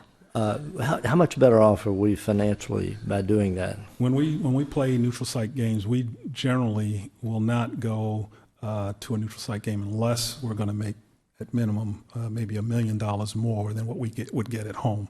Okay. This game, we're looking at probably making about $2 million. Wow. What a game it's going to be. Thank you, Stan. Really appreciate it. Thank you. Thank you. Next, we have Dr. Tom Jennings, Vice President for University Advancement, who also has an agenda item for consideration. Tom, you're recognized and welcome. Thank you, Chairman Bentz. Pleasure as always to be with folks. I think of last year when I stood up at the June meeting, we had just been through a president who left. We had the let's don't go there, man. A logo right? change. That's history. We had crab legs. We had sexual assault allegations. It was an interesting time to be in fundraising. And when I think about what is accomplished in the past year and how different it is to stand before you with a well-known, very popular president who's making great strides to get to know the external constituency, it's a real pleasure to be here. I'm going to bring updates from the 4 DSOs that I work most closely with, and the action item from the FSU Foundation, talk about some trends in campaigns nationally and how Florida State is faring in that world, and then talk a little bit about the overall campaign and some of our marketing efforts related to that. In your board materials, the action item is the FSU Foundation bylaws revision. The Board of Trustees has to approve any changes in the bylaws or the articles of incorporation of the DSOs. And so I'm bringing 9 changes that the FSU Foundation would like to read. Just quickly, those are making the bylaws gender neutral as opposed to just having the masculine pronoun. The addition of a dean as an ex officio voting member of the board, and the dean of the the dean who chairs the Dean's Development Committee will serve in that capacity, which right now is Marcy Driscoll. The chair of the FSU Student Foundation will become, who is already an ex officio member, was changed from non-voting to voting status. There's a provision that allows the board to confer non-voting lifetime status of trustee emeritus to deserving candidates. There's a provision that allows the FSU Foundation board chair to serve out their term as chair or immediate past chair in cases where this might conflict with the other terms that they've already served as a board member. There's the addition of a mechanism to allow the executive committee to remove trustees who do not adhere to performance standards for being a trustee. It clarifies, there's a clarification of the committee membership of the board chair. That is, the board chair will serve as a member of the executive committee and any 2 other committees that he or she might appoint themselves to. It also clarifies the role of the trusteeship committee regarding the reelection or removal of trustees, and it includes more appropriate language about the unlikely but always possible dissolution. So if the foundation were ever have to dissolve, it now references state laws for that. And I'm happy to answer any questions you might have. Any question? And Carolyn, have you looked at this? Good. You're okay? Yes. From a legal counsel perspective? Are there any questions about the changes to the bylaws? Okay, is there a motion to amend the FSU Foundation bylaws as described by Dr. Jennings? Reuters so moved. Reuters moves. Is there a second? That seconds. Lizette seconds. Any questions of the sponsors of the motion or of Mr. Jennings? Any discussion? Are there any objections to the motion? Seeing none, sure the motion passes. Keep going, Tom. Thank you very much. While we're on the foundation, the current chair is John Thiel, who's the head of Merrill Lynch Global Wealth Management in New York City, and the chair-elect is Julie Dunn Eichenberg, who works at Turner Broadcasting in communications and marketing in Atlanta. Both great volunteers and doing good work for us. The foundation board approved 3 new members. Tim Cole, who's a former executive VP for sales at Del Monte Foods, and before that, it was a Quaker Oats company. Mike Poland, who's a partner in risk management at Ernst & Young in Tampa. And we've recruited Ash Williams to do a second tour of duty to come back. And many of you know Ash. He's the Executive Director and Chief Investment Officer at the State Board of Administration, who oversees about $180 billion endowment. So his work with us is invaluable because of his knowledge of so many different types of asset classes and managers that we might consider as part of the foundation's investment. John Thiel and Julie Dunn-Eichenberg have worked with Andy Janji and myself and the other leaders of the foundation to try to find ways to engage our board members in more meaningful ways. And so we've created 6 task forces toward that end. One is first of all, how do we engage trustees in meaningful ways, but also how do we reach out to former members of the FSU Foundation Board, people who had served as trustees but may not want to be attending meetings 2 or 3 times a year, but want to be engaged in meaningful ways. And how do we bring them back, or how do we reach out to them to keep them involved? There's a committee on board giving. Obviously, one of the main functions of the foundation is to increase philanthropic support, and it's important for board members to do that. So there's a group that's looking at whether it makes sense to have minimum giving standards or other ways that board members can contribute philanthropically. There's a strategic planning committee that's going to help Andy Janji and me and the senior leadership in the strategic plan for the foundation for the next 10 years. Leadership engagement task force that's going to look at how do we make sure that the leadership of Florida State University, including the vice presidents and deans and president, are actively engaged in interacting with board members at the FSU Foundation. We think that's going to help ensure alignment of the board's activities and the university's goals and mission.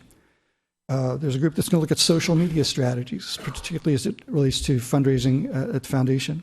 And the final one is a task force on funding operations, I should say that is, to make sure that the FSU Foundation becomes self-sustaining and self-supporting in the years ahead. Other foundation-related news, as a University of DSOs, we have gone through a major donor database upgrade from our current database called Razor's Edge to a new one called CRM. And many have asked, well, why are you doing this in the middle of a campaign? Part of it is we were early adopters of the current database that we had back in 2007, 2008. And you can imagine the changes just on your phone device in the last 7 years. Well, many of those changes have also occurred in donor databases as well. If we wait till the end of the campaign to start making that change, we'll be operating very soon on 10 to 12-year-old technology. There's never a good time to do a database upgrade or conversion, but we've just gone through that. The foundation, as you recall, operates the database, provides the IT and technology services to the other support organizations and to the colleges and units as they relate to our database. And so the foundation staff really drove this train, but we had great support from all the other DSOs, and it was a major undertaking for most of those other DSOs. Some people have asked what we do to make sure that our database is up to date, too. And I should tell you, we have over 600,000 addresses in the FSU database. About 320,000 of those are alumni, and the others are non-alumni parents, friends, corporations, and other folks who have donated to us over the years. So we are constantly trying to upgrade and update and make sure that we're refreshing that database.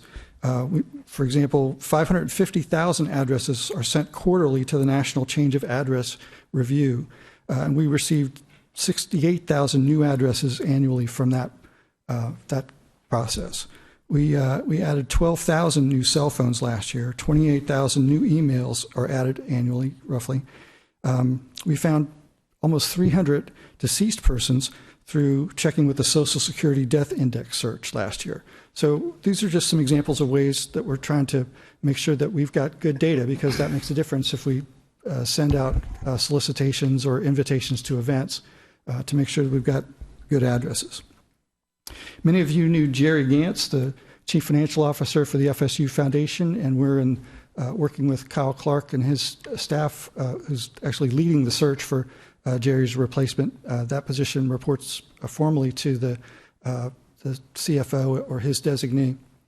And we've interviewed several candidates and have narrowed it to a few finalists, and we're proceeding with conversations there. We've got had a great applicant pool and a great set of finalists, and I hope we'll have someone on board soon there. And finally, at Foundation, we're also working with the university to explore the possibility of a new home for the central services of the Foundation, something that might be closer to the central campus. And we've been exploring different options for that, but we want to make sure that it's something that also enhances value for the university as well as we move forward with those that thinking. Seminole boosters. Stan gave a great synopsis of the athletics initiatives that are on the table. And the boosters, of course, are busy making sure that they are raising as much money as possible to support those athletics initiatives. And many of them are building projects that require actual cash in hand to make those a reality. Previously, this board had reviewed and approved an $85 million borrowing package for the boosters to move forward. That has subsequently been approved by the Board of Governors, and part of the budget was recently passed, so that has crossed the hurdles it needed to cross. And you probably received a solicitation even from the boosters really recently saying that those hurdles had been accomplished. There are about 2,000 club seats sold so far, and we're working ahead of schedule on that at the moment. You'll recall, too, that the Seminole Boosters Board of Trustees engaged an outside auditor, and they created an audit committee. The audit committee interviewed candidates for that role.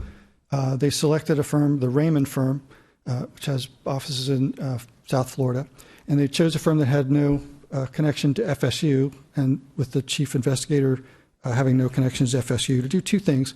One, come in and verify the work of the boosters auditor, Thomas Howell Ferguson, and the second thing was to create a template, review best practices, create a template for the finance staff to use to make sure that the kinds of fraudulent activity that was uncovered last year won't happen again. A representative of that firm reported to the boosters board, and they made a list of about 12 steps that they asked the boosters to take on. There were many kind of things, best practices that you'd expect an auditor to tell you about: segregation of duties and clarifying job descriptions and annual performance evaluations and that sort of thing. And then they also confirmed the loss amount and the work of Thomas Howell Ferguson related to that fraud. And the booster board accepted the recommendations of the outside consultant, and they're working hard to make sure that they put those in place. The first step, of course, was creating this audit committee, and they've asked Bob Davis, who's a really qualified, exceptional accounting expert, to chair that, and he's assembled a really fine group of talented people with accounting backgrounds to serve on that committee. So I think those are all very positive steps, and that's on track. Also, the Seminole Boosters talked about the fundraising projects, and they are discussing whether to increase their goal. Their portion of the overall $1 billion Raise the Torch campaign is $250 million, and they're already at $206 million received so far, which is about 80% of their goal. And so they're ahead of schedule, and they're considering whether to add $50 million, especially in light of some of the facilities needs that Stan Wilcox outlined for you just today. The incoming chair, David Raincourt, known to many of you. The chair-elect is Nyla Thompson, Secretary Gary Thurston from Ocala, and treasurer is Tallahassee's Chris Kraft. They also selected several at-large board members, and I'll list them in case you know some of them. Byron Bailey, John Crow, Alan Flamenhaft, sorry if I butchered that, Ernie Garcia, Chris Inchcombe, John McCann, and Parrish Owens. And finally, from the boosters, they're also something to look forward to. They're reviewing their bylaws. So either in the fall or winter, we'll be back with that. Lawton Langford is the chair of the bylaws committee. He's going through an extensive review. And that's something that we can look forward to. The Alumni Association, they held their June meeting in Panama City, and they hosted a large event for the local area alumni and friends. President Thrasher was at the meeting and at the event. The chairman's gavel passed from Dale Green in Atlanta to Captain Tom Hines, class of 1980, who also received the Circle of Gold Award at that time. The board used that June meeting, among other things, to approve an interesting change, which is that current members of the Foundation's President's Club, which includes lifetime donors of $10,000 or more through the Foundation for academic and co-curricular purposes. So that group of donors of $10,000 or more lifetime will now become automatic members of the Alumni Association, so that we're not going to nickel and dime some of our larger donors for $50 annual memberships. It'll automatically become lifetime members as a result of those donations. So that was a very positive step too. The board also, the Alumni Association board took on several members. Dan Berger, president and CEO of the National Association of Federal Credit Unions, Washington. John Crossman from Orlando, who's president of Crossman and Company. Rose Naff from Tallahassee, who's the chief executive officer of Florida Health Choices. Connie Shepard from Seattle, Washington, whose most recent position was as the North American Channel Business Development for Starbucks. So she was one of the senior executives at Starbucks. And Scott Wygand, who's the senior VP and deputy general counsel for Caesars Entertainment in Las Vegas. So there could be a trip to Vegas in our future. The Alumni Association's new budget also includes the creation of a chief networking officer, which is going to help connect students with alumni in career settings and internships. And the person that we've targeted for that is already working at the Alumni Association, and Ryan Avina will move into that new role next week, I believe. The Real Estate Foundation finally is also working on, with Kyle Clark and the folks in facilities management, on identifying and, in some cases, closing on strategic properties near Florida State University's border. And this is a critical time to be doing that because, as you know, there's a lot of development going on in this area. And if we have to take a 20-year or longer view on these things, and some of these properties might not come available in our lifetimes if we don't act with some of them now. So Kevin Graham, the executive director, working with Kyle and his staff on some of those. Also assisting with the Arena District planning process, which is coming together, and working with donors on several gifts, including some members of this board. And we're also working with a consultant at Seminole Boosters on doing an analysis of all of the properties held by the boosters, which are about 30 different properties. Some are core properties, but some, that is, they are core business to the boosters. They have to use them for parking and game day activities. But there are some non-core properties that have been gifted to the boosters that they're assessing. Let's stop for just a moment and see if there are any questions about the individual DSOs before I go into the next. Any questions? Any questions, Ed or Trustee Hillis? Yeah. Tom, are there any minimum requirements of the Foundation Board of Trustees members related to major gift giving or annual giving? No, that's one thing this giving committee is looking at. But what they decided was not to set a minimum yet. In recruiting board members, we're trying to have a diversity of ages and a diversity of geographic areas, of professional expertise, and also recognizing that some people might bring contacts but not resources. So they decided not to have a minimum. I would say there's a healthy debate on the foundation board right now because a significant number of board members want to establish a minimum, especially for annual giving. Right. I know I served on that board for 14 years, and we had a minimum major gift requirement before we invited anybody to come on the board. And we also had, at the end of Bobby Jones' tenure, an annual giving requirement on the foundation board. I know we have that on other boards here at the university, our College of Business board, our real estate board. in other areas. So I'm very surprised we don't have that on our major fundraising board. I'd say the conversation is going in that direction, but the staff's belief was that should be a board-driven decision. And so we're letting the board drive that decision. Right, okay.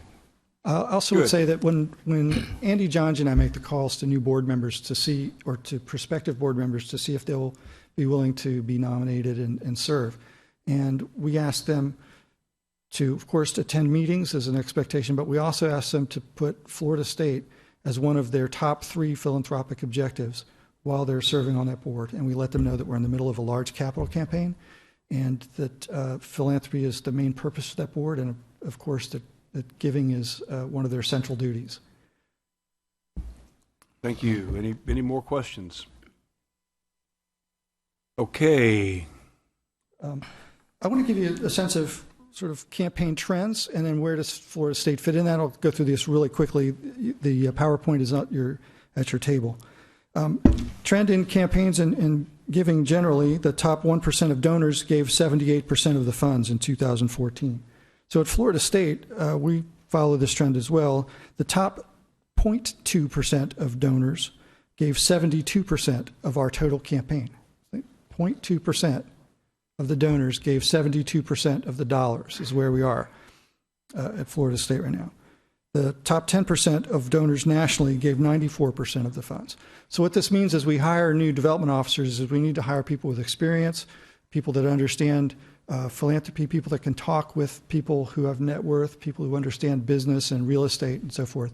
And so our last 4 hires at the foundation, specifically, we targeted people with more experience. We've had some junior gift officers at the foundation who are wonderful folks, but sometimes they don't quite have enough experience to have the credibility that they need with our more sophisticated and mature donors. So we're trying to match our staff up with the expertise to be able to recognize where most of the money is going to come from. In terms of campaign goals, largest goals increased to $4.5 billion, some of our private school counterparts, and the median goals have decreased. And the median goals, this includes, of course, a lot of institutions, most of which are smaller than Florida State. The average length of public university campaigns now is about just under 7 years, and our professional guidelines allow us to actually go 8 years if we want to, which we are. The length of time, however, between campaigns at public universities has shortened. So while the average length of time is static, the period between campaigns is shortened, which means a number of different things. One is there's a lot of pressure on universities to raise money. The second is donors don't get to rest between campaigns. And so we're constantly, near constantly in campaign mode. Private university campaigns are going a little shorter, and campaign projects funding back to pre-recession levels. So this means donors are giving nationally more to buildings. Now, that's not been the case so much at Florida State, where philanthropy toward buildings has largely been directed toward athletics projects. And now, as you know, we're in the process of attempting to raise over $30 million for Legacy Hall, the College of Business's new home. And that is really the first large-scale philanthropic building-oriented campaign that FSU has undertaken. And so we're near the $10 million mark on that. We're in conversations with a couple of donors about naming gifts for the building and for large wings of the building. And those are all on track. Other university campaign trends, this is about trustees. This is not just about trustees at this level. I'm assuming they're talking about trustees more broadly. That is, the governing trustees plus all the DSO trustees would factor into this. The larger the campaign, of course, the smaller the percentage of the trustee giving. But when you think about campaigns under 50 million or campaigns in the 50 million to billion range, we have a couple of colleges and units that are running mini campaigns within that range. So think about trustee giving as a portion of some of our sub-campaigns. We need to rely on, for example, the College of Business Board of Governors or College of Arts and Sciences Board of Advisors to play a significant role in their subunit of the campaign. One of the other challenges, of course, is we've seen an enormous increase in the dollar goals of our campaigns, and trustee giving is unlikely to keep pace with the doubling and tripling of these goals. So giving to higher education generally went up 11% in 2014 to $37.5 billion. At Florida State, we went up just over 2%. As I mentioned, this was an interesting year for us with a lot of headwinds in the press, presidential transition, and a number of other issues nationally about the value proposition of a residential education. I would say, too, that one thing that affects us is anytime at a presidential transition, some of the largest donors decide to take a pause and see who the new president is, and they want to wait and meet that person and make sure that their values are in alignment and they care about FSU and so forth. So as President Thrasher has told you, and I'll certainly confirm and applaud him, he has been tirelessly traveling. We've introduced him in large group settings, in small group settings, and in one-on-one meetings with all the key people that we believe are going to make a difference in the campaign. And we're off to a great level of reestablishing those relationships at a higher level than they were before. So I'm optimistic about what we're going to see during fiscal year 16. Among all universities, the top 20 revenue universities generated nearly 25% of all of the money raised in higher education. So of that $37.5 billion, 20 universities got a quarter of that amount. And those, probably a lot of the ones you would think of, they range from Harvard at $1.6 billion to Indiana University at $340 million. Most of them were in a campaign, which tells us that campaigns are still important. And 5 of those 20 universities received a gift of $100 million or more. Florida State has not. I can tell you we're working on that, but we have not found that donor who's ready right now to make that kind of commitment to us. Foundation giving rebounded. This is national foundations. Their giving has started to rebound because the economy and the stock markets are back up, so foundations are giving at higher levels again. And then among all giving to higher education, the categories that got the strongest support were endowments, capital projects, and operations. Often the people who are closest to the institution are the ones most likely to give to operations too, because they understand that it takes a base of support administratively to run the institution, and that flexibility in how the institution can use those monies is really important to responding to the issues of the day. Alumni participation rates declining 8.7% in 2013 to 8.3% in 2014. Our rates dropped slightly during that time period as well. This includes the FSU license tags, and we're watching that closely, and they're doing consistent with last year's revenue so far. FSU participation rates, when you take out the license tags, actually increased from 2013 to 2014. So that means we had more people either making gifts online or sending us a check or transferring securities, et cetera. One other thing that we're watching carefully is the generation of students that are leaving college right now, because there's been a lot of talk nationally about debt. And so when you have, if you're a 23-year-old young person and you've got a new job, but you've got a significant college debt, it's hard for you to think about making that charitable gift right out of college. But what we know is the sooner that we get young alumni to begin giving, the more likely they are to make consistent gifts over the course of their life, and they're likely to increase that giving as they get older. So the literature on this, basically the punchline here is if a student graduates with between $20,000 and $30,000 of debt for their tuition, seems to be a tipping point in there. Under $20,000, they often believe that the value of their education exceeds the cost. If you have more than $30,000 of debt, often they think the cost of their education exceeded the value that they got from it. And that impacts whether they're willing to make a charitable gift. Because if you think the value is greater than the cost, you're grateful for that, you may give back. If you think it cost you way more than it was worth, you're going to think, hey, I've got this debt and I wasn't happy and so forth. So that's an interesting thing as we move forward to make sure that we've got the kind of scholarship support to help our students not graduate with too much debt. We're lucky, of course, we're in a low tuition position, but that's something we still have to watch. Just real quickly, trends in billionaires. Oops, I went too fast. You have to pay attention to where the money is, and these are just some general trends about where high net worth donors are. They're increasing numbers in Asia. They're increasing numbers under 40, and they're increasing number of females that are in the billionaire list of billionaires. So one of the things we're going to be paying attention to in the next couple of years in our hiring and in our fundraising process is our alumni and friends internationally. Mm-hmm. And then paying attention, of course, to what industries they're in, because those growth industries are obviously going to be more productive than declining industries. So our own campaign timeline and goal, the numbers I have are about 4 days before what President Thrasher just gave you. So our numbers as of today were 694 million, 0.8, and so the amount to reach the goal is about 305 million. And you recall that we're going till June of 2018.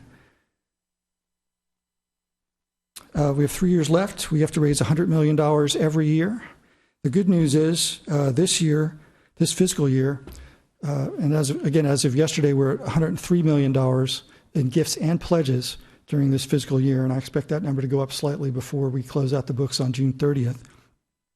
Just for perspective, in 2009, the end of that fiscal year, the total amount raised, foundation, boosters, research foundation, everybody, was $72 million. So we're looking at a 41% increase this year over that time period. And just to remind you, of course, the matching gift program is suspended, so we've had progressively increasing fundraising results even without the matching gift program. Part of that is we've staffed up for the campaign. Part of it is the market has rebounded and real estate has come back, and we're enjoying a good economic situation right now. And of course, I'm pushing our development officers to capitalize on that every day. Just a quick snapshot of the endowment. The last figures we had were for the end of March for the third fiscal year quarter for us. Total university endowment of $614 million, and you see the breakout there. All the markets have been on an upward trend for the last more than 5 years, almost 6 years, with some hesitations along the way. That there's a static period between December and March, but the markets are still in our favor. A couple quick things about marketing. We've totally revamped our websites at the same time that we did this database conversion upgrade, because we've got more capacity to do interesting things on our website related to that database. So just to give you a quick snapshot of that. We also had a number of great events since our last meeting. Knowles in New York City, you may recall, is when most of our performing arts colleges take their graduating students up to perform. So the College of Music and Music Theater and Film School and so forth have events up there, and we have donor events in connection with that. And this just shows one that we had at the Waldorf Astoria, where President and Mrs. Thrasher met with about 150 Seminoles in the Seminole Club. We also had events. We had a breakfast with business leaders in New York City, hosted by alumnus Bob Rice. Tony Dove is an artist at the Ringling, hosted an event for artists up there. And the Alumni Association and the foundation event staff coordinated on these events really well.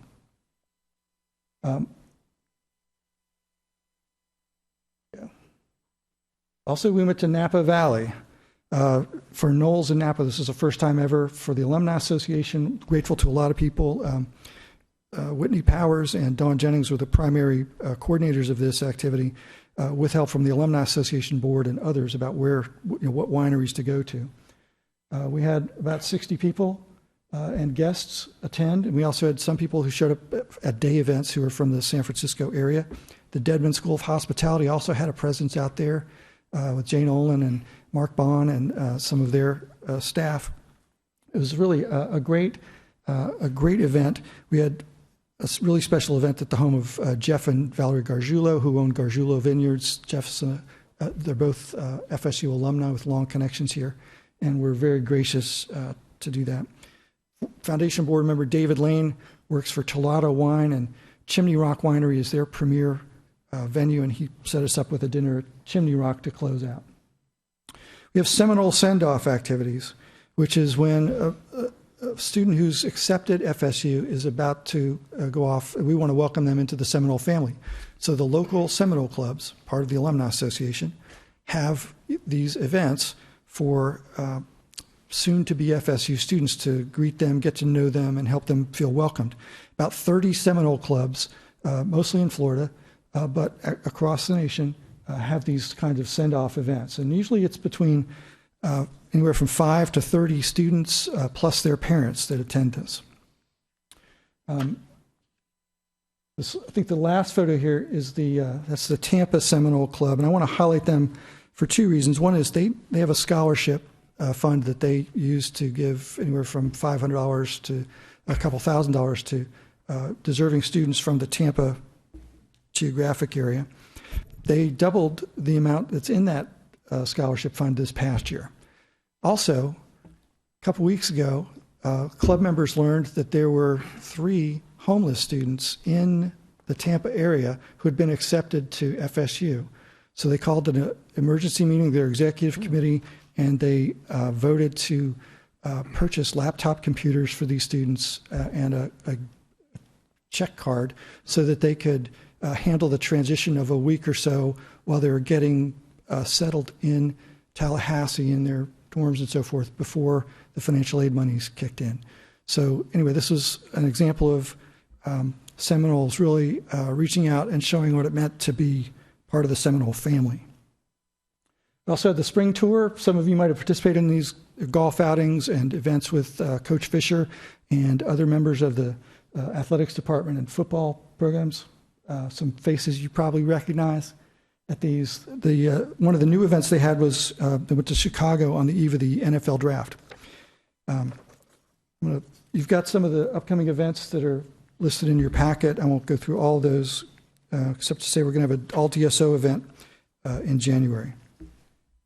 And finally, to close out, there are 3 items at your place, and there's some in the back. One is an article we had in Florida Trend magazine. It got great reviews. It's a paid advertorial, a campaign publication with a pledge card just to give you a sense of how we're marketing these things. And then a pocket. This is a pocket item that you put in your wallet or your pocket to give you some talking points about the campaign and what's important to tell other people about it. So thank you for your advocacy. Thank you for your time. I'm happy to answer any questions. Any questions of Dr. Jennings? Ambitious.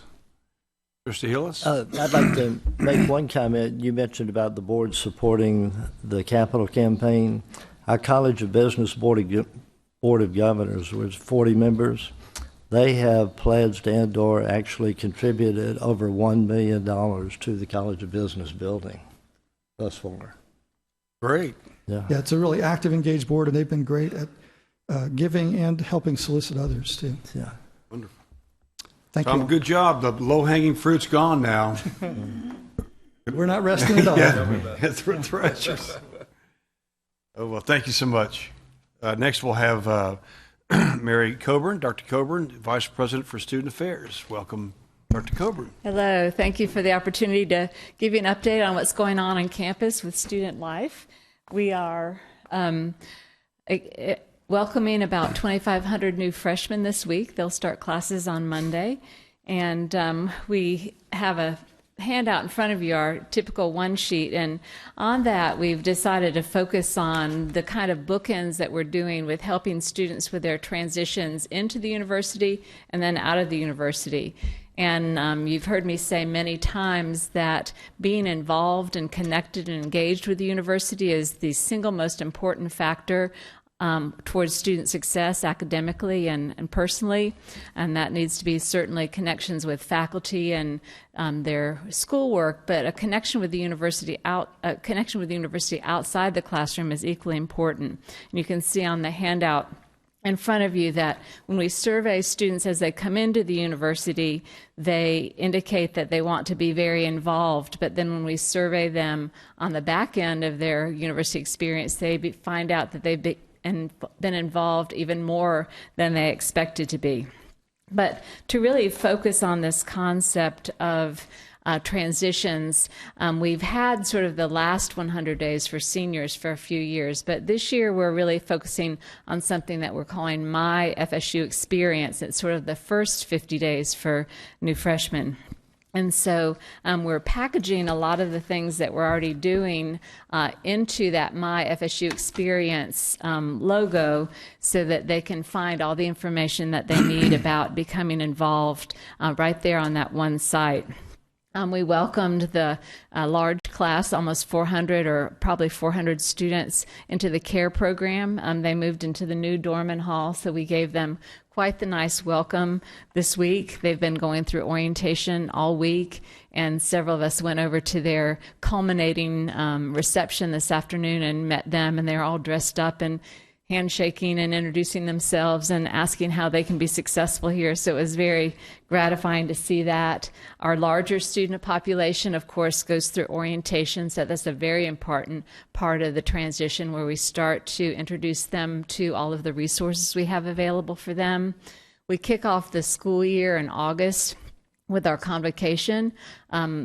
Academic regalia is worn by the platform party, and it's a way for us to introduce students to our traditions and helping them see that they're connected to this larger university. They're not just one student here going through their singular journey. They are part of this larger university tradition. They're connected with something bigger than themselves. Of course, we focus a lot on academic support, our computer labs, tutoring that's available in Strozier Library and elsewhere. We have pizza with an advisor during the first few weeks so they can get connected with their academic advisor. Then we have a lot of academic coursework that's also focused on successful transition. We have something called freshman interest groups that we call FIGs for short, where students group a couple of classes together with a cohort so they can connect more personally with people. We have student success classes. We're developing a new course for next year called Chart Your Course. It used to be our first year experience class. Of course, we're always encouraging students to become involved in research and looking at career development and all of that. So we really are front-ending a lot of that. Seminole Sensation Week is what we call our welcome week in August. And there we really are focusing on helping them make a social transition. We have a lot of fun, movies, music, an involvement fair where clubs and organizations come out and help students find an organization that they can connect with. In the residence halls, we're doing all kinds of programming. One of the first weeks that they're back is Safety Week, and so we do programs throughout the week helping students focus on their personal safety while they're focusing on their freedoms.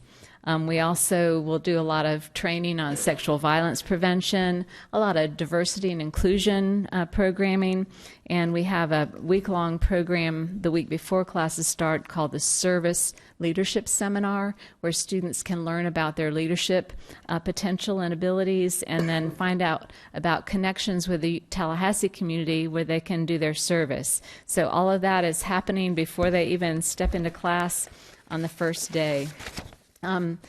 Then on the transition out of the university, we, of course, always are highlighting our Garnet and Gold Scholar Society program as sort of a great example of a way that students can become integrated into our university in a lot of meaningful ways that really serve them well throughout the rest of their lives. Most of you know, but for the new board members, the Garnet Gold Scholar Society, students choose 3 of 5 engagement areas: leadership, service, internships, international experiences, or research.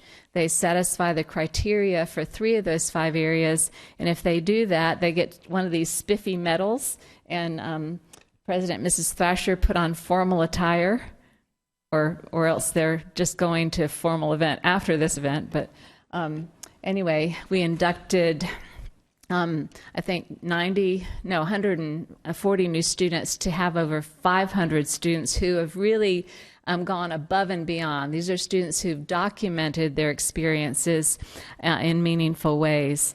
You can see on the back side of your flyer that As we survey graduating students, over half of them have connected with the Career Center in a meaningful way. We are doing better than ever connecting with academic departments on how we can really prepare students for that next step. And we get a lot of good feedback from employers who come interview our students who are participating in our career fairs about how prepared our students are, how polished they are, and ready for that next phase of their lives. Our last 100 days program is now labeled Countdown to Commencement. The last 100 days, we didn't want them to think it was like their last 100 days. So this is really looking toward in life. The kinds of things they need to be doing to prepare for the next phase of their lives. This program has given us increased exposure for those programs to our students and really helped them focus on things like internships. And you can see that on the bottom of the second page of your handout, students have told us the skills that they feel like they've developed through their internships. So students have told us that if they do an internship, they have significantly improved their critical thinking, intercultural competency, leadership, persuading and influencing others, and teamwork. So we know that students who take that classroom theory and then go out into the world to apply that and see how that works in the working world benefit from all those things that we've worked with them with all those years. Then this event called The Rite of Arakati, I can't even say it, I've practiced this so much. It's a Seminole Indian word. Arakatisha. Oh, help me. Yeah, close, right. I can't look at it. Arakatisha Tev. There you go. Anyway, it is a transition, sort of a culminating celebratory event. It's one where we really highlight our diversity and inclusion. Students can come from any cultural group with whom they identify, and we really tie it in with Seminole traditions. We typically have a Seminole tribe member speak as the keynote event, and then students bring their Seminole tradition with their family cultural traditions, and we celebrate their graduation. It's really very moving. A lot of first-generation students participate in this, and it's just one of the many ways that we celebrate seniors' accomplishments as we launch them into their lives beyond FSU. But we want students to be able to talk about and translate their FSU experience into how that will benefit them in the world of work, how that will benefit their employers, and why they should be hired and go on to represent FSU well. So that's just an example of some things we're doing to help students become engaged more meaningfully, and I'd be happy to take any questions. Members, any questions? Thank you very much. Mary always gives a very good report, not that everybody else doesn't too, but thank you very much, Mary. Next we have Kyle Clark, who is Vice President for Finance and Administration, and he has a series of motions that he will be preparing, and the hours are getting late, and folks probably want to try to leave around 4 o'clock today, so why don't we just keep on going through here? Sure. I know this is the part that y'all have looked forward to the most. I second. The first item up for consideration is an adjustment to the College of Medicine tuition and fee structure. This isn't an increase in cost. This is a change in the tuition and fee structure. The College of Medicine students right now currently pay a block tuition, and they pay a block fee schedule as it relates to the local fees of the athletic activity and service and health fee. There also are semester credit hour fees that are charged in addition to the tuition and the block fees, and those are for transportation, for the facility use fee, and technology. The College of Medicine is requesting that all of the fees be charged in a block manner as opposed to being charged in the semester credit hour manner in order to provide for greater transparency. We've prepared the request is to move the other mandatory fees into the block rate, and that would include the transportation, student facilities fee, and the technology fee. And this will provide for more accurate billing and greater clarity and transparency.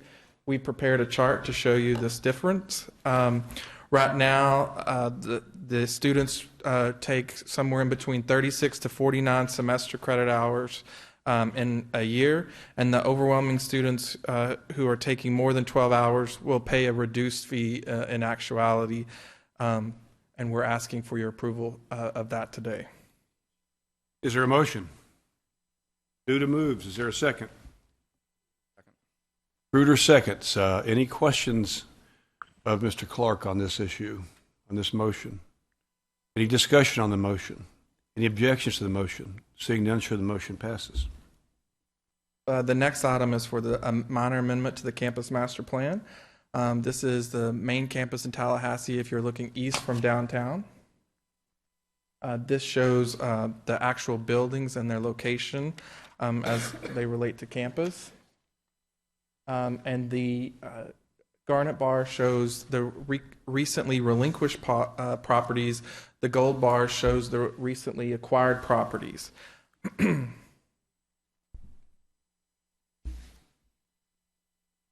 What we're doing, let me back up just a second.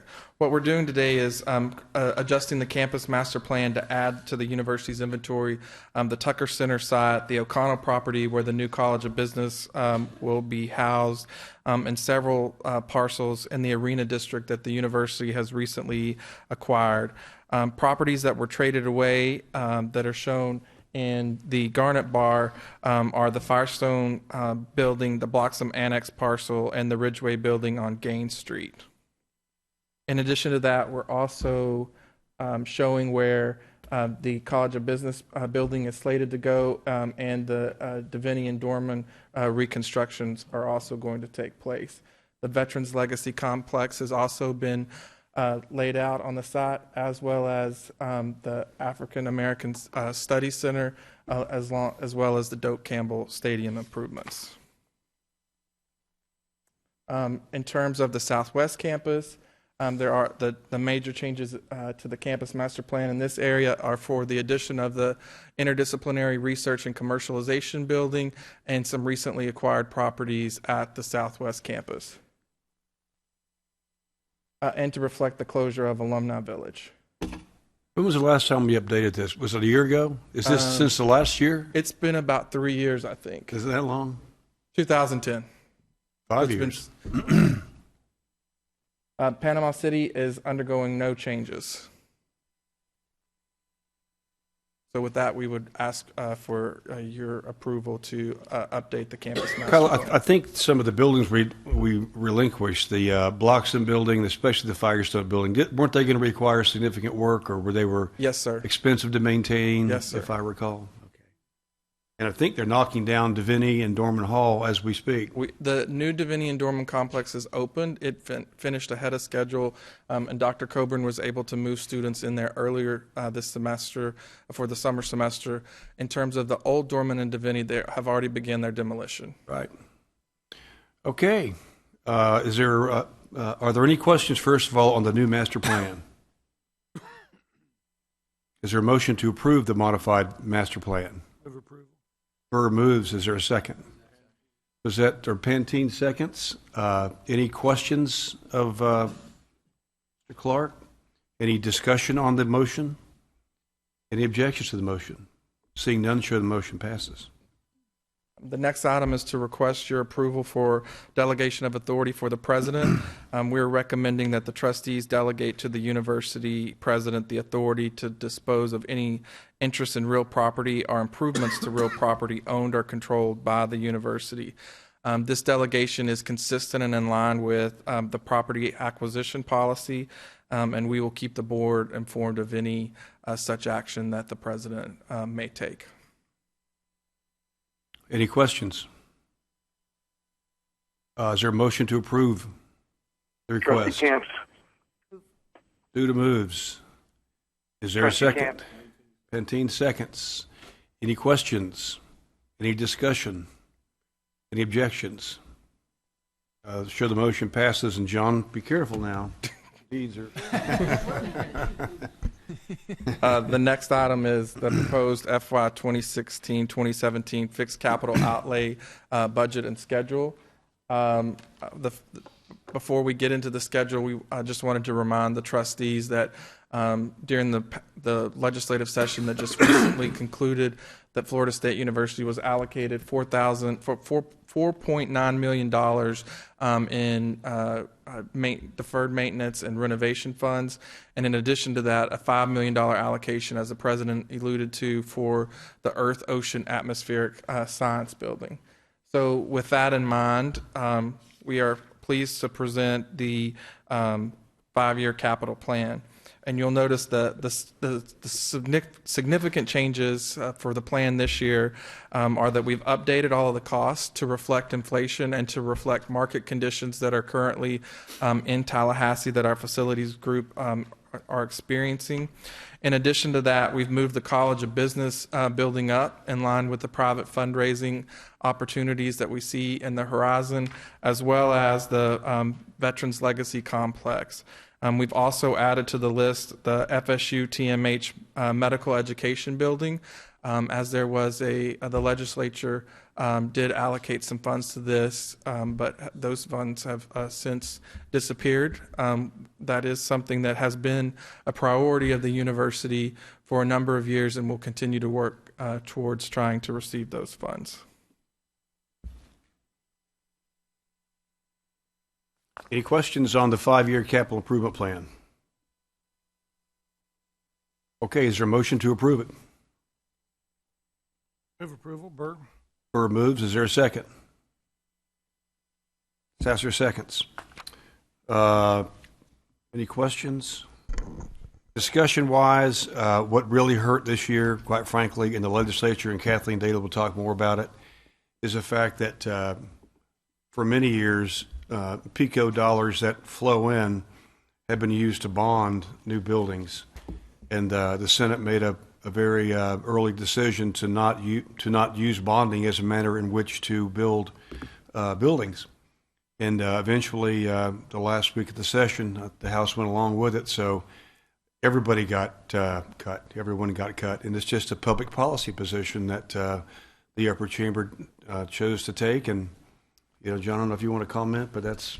Well, I think that, and certainly, the sometimes when we've had that in the past, we've restored some of the PICO funding with general revenue.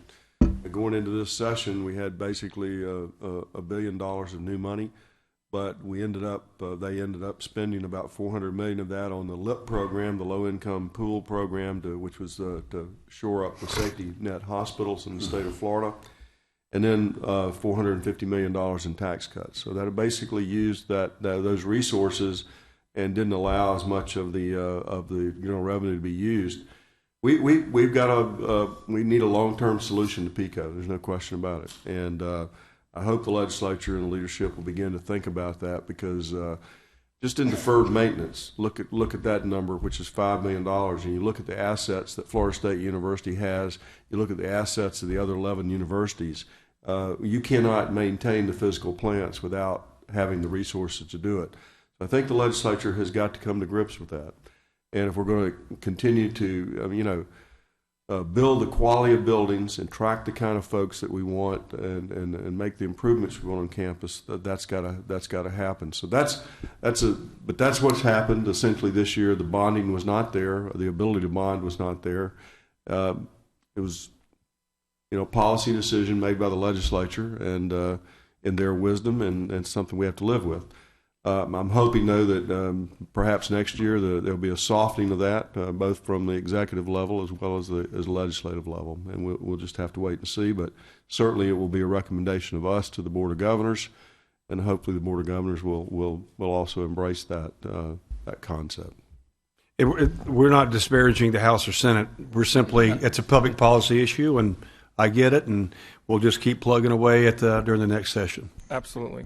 Chairman, I might suggest it'd be helpful, especially for new board members and even all of our memories, to sort of give us the last few years of history of PICO. It used to be a well-funded program helping us do capital maintenance and projects, and it went to zero. It actually went below zero at one time. If you hadn't spent the money, they took it back if you had been prudent with the dollars. And right.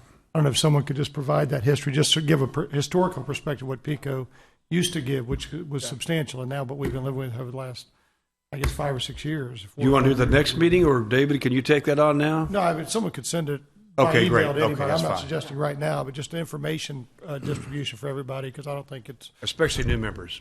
Yeah, I think it'd be helpful. And the other thing, I think, too, Trustee Burr, we at one time had a very vibrant matching gift program in the state of Florida. And that program is sitting out there. We recommended to the Board of Governors that they try to reinstate that, or at least give the legislature a good reason to put it back in. There was some limited discussion on it, but it never got, but we're going to continue to do that. That is a program that it just, I know Trustee Bezette will remember it from his days of working in Tallahassee. It's an incredible program that encourages, incentivizes people to provide resources that are going to be matched by the state of Florida. That's another area in which we really need to concentrate on and focus on. Okay, we're in the discussion phase. Any more discussion? All in favor of the motion? Or strike that. Any more discussion? Seeing none. Any objections to the motion? Seeing none, show the motion passes. You're on a roll, Clark. All right, this is our last item. Before we get to it, I just want to thank Dennis Bailey and Mark Bertolami from our facilities team. They put in a lot of hours on the campus master plan and on the PICO project list. So the next item before you is to talk to you about the FY 15-16 operating budget. This information was in your board packet, and we shared this information yesterday during the workshop. You'll see that for the next fiscal year, Florida State University is proposing a $1.5 billion operating budget. This includes capital funds, and it also includes component units such as things as direct support organizations, in addition to the Florida Medical Practice Income Plan. When we look at the slices and break them down on a pie chart, you'll see that in terms of state support and general revenue and lottery funds, you'll see that for Florida State, that makes up about 28% of its overall budget. When you factor in tuition and fees along with that our students are paying, that's another 13%. So altogether, our E&G funds out of that $1.5 billion are about 41.3%. The next largest group are our local funds, followed by our contracts and grants and our auxiliary funds. In terms of the component units budgets, you'll see the largest component unit budget that's proposed, and all of these are final numbers this year, is the Seminole Boosters. They're proposing a $47 million budget. The next largest is the Foundation, followed by international programs, and then the Florida Medical Practice Plan budget. Altogether, that's a $114 million proposed component unit budget. In terms of new funds that are education general funds that are coming into our budget, there's about $16.7 million that are coming from performance funds. There's $5 million worth of preeminence funds. And then we're also factoring in some potential enrollment growth, although I will tell you that we will only budget those funds if they become available. And we do accomplish that enrollment growth. The College of Medicine is also going to be receiving some new funds from the tuition increase that was approved last November. Altogether, that's $24 million in new funds that will be coming into our E&G budget. That's about a 5% increase year over year in terms of appropriation to appropriation. In terms of our capital construction budget, you'll see we're proposing about a $160 million capital budget. Doak Campbell Stadium is shown here as one of the major projects that we have, as well as Housing Phase 2 and the Earth, Ocean, Atmospheric Science Building. We've budgeted the funds for the EOAS building, but at this point in time, I'm not sure how much of that we will realize during the upcoming fiscal year. We have a meeting that will occur over the next 2 weeks with the architect team, where we look at the project and we determine how much of it we'll be able to move forward with, what are our phasing plans, if we'll just demolish the building, or if we will wait until we receive all the funds on hand. So that'll be something that we make a recommendation to the president on over the next couple of weeks to move forward, but we wanted to go ahead and show it in the budget because the funds are there and we may move forward with the project.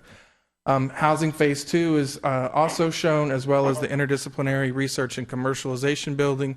Yesterday, during the tour of the Tucker Center, you saw the locker room project that's also shown. In terms of our budget compared to other members of the state university system, our budget we estimate to be fourth on the list. We're going to be right at 1.46, which this number does not include the component units budget. That's what the difference is. You'll see we make up just over 13% of the SUS budget, and the total revenues per FTE are about $49,600. When we compare ourselves to our stretch peers, you'll see that this year we are ahead of the University of Kansas. That is new for this year. And you'll note that these numbers don't include anything related to a teaching hospital. These are just the funds that are in the core academic part of the budget. How much does Florida's hospital contribute? Do you know? It's the slide before. Michael Lake, do you know? I don't know what that It's number a big number. is. I would assume it's a pretty big number. Yes. In terms of performance funding, we wanted to show you the chart. You'll see on the far right-hand side in column G, the $16.7 million, a number that I referenced earlier. When you factor in the base funding and the new funding that's been allocated to performance funding, it's $66 million. This is the amount of money that is technically non-recurring because it's redistributed every year by the legislature based on Board of Governors recommendations. And these are the most recent numbers, correct? Like within the last 2 weeks? Yeah, this was as of last Thursday at the Board of Governors meeting. The undergraduate tuition and fee schedule is also shown. We are not proposing any tuition increase for the upcoming fiscal year. So the undergraduate tuition rate will stay the same, $6,506 for 30 semester credit hours for an academic year. That's the estimate. The proposed operating budget is larger than 74 foreign countries.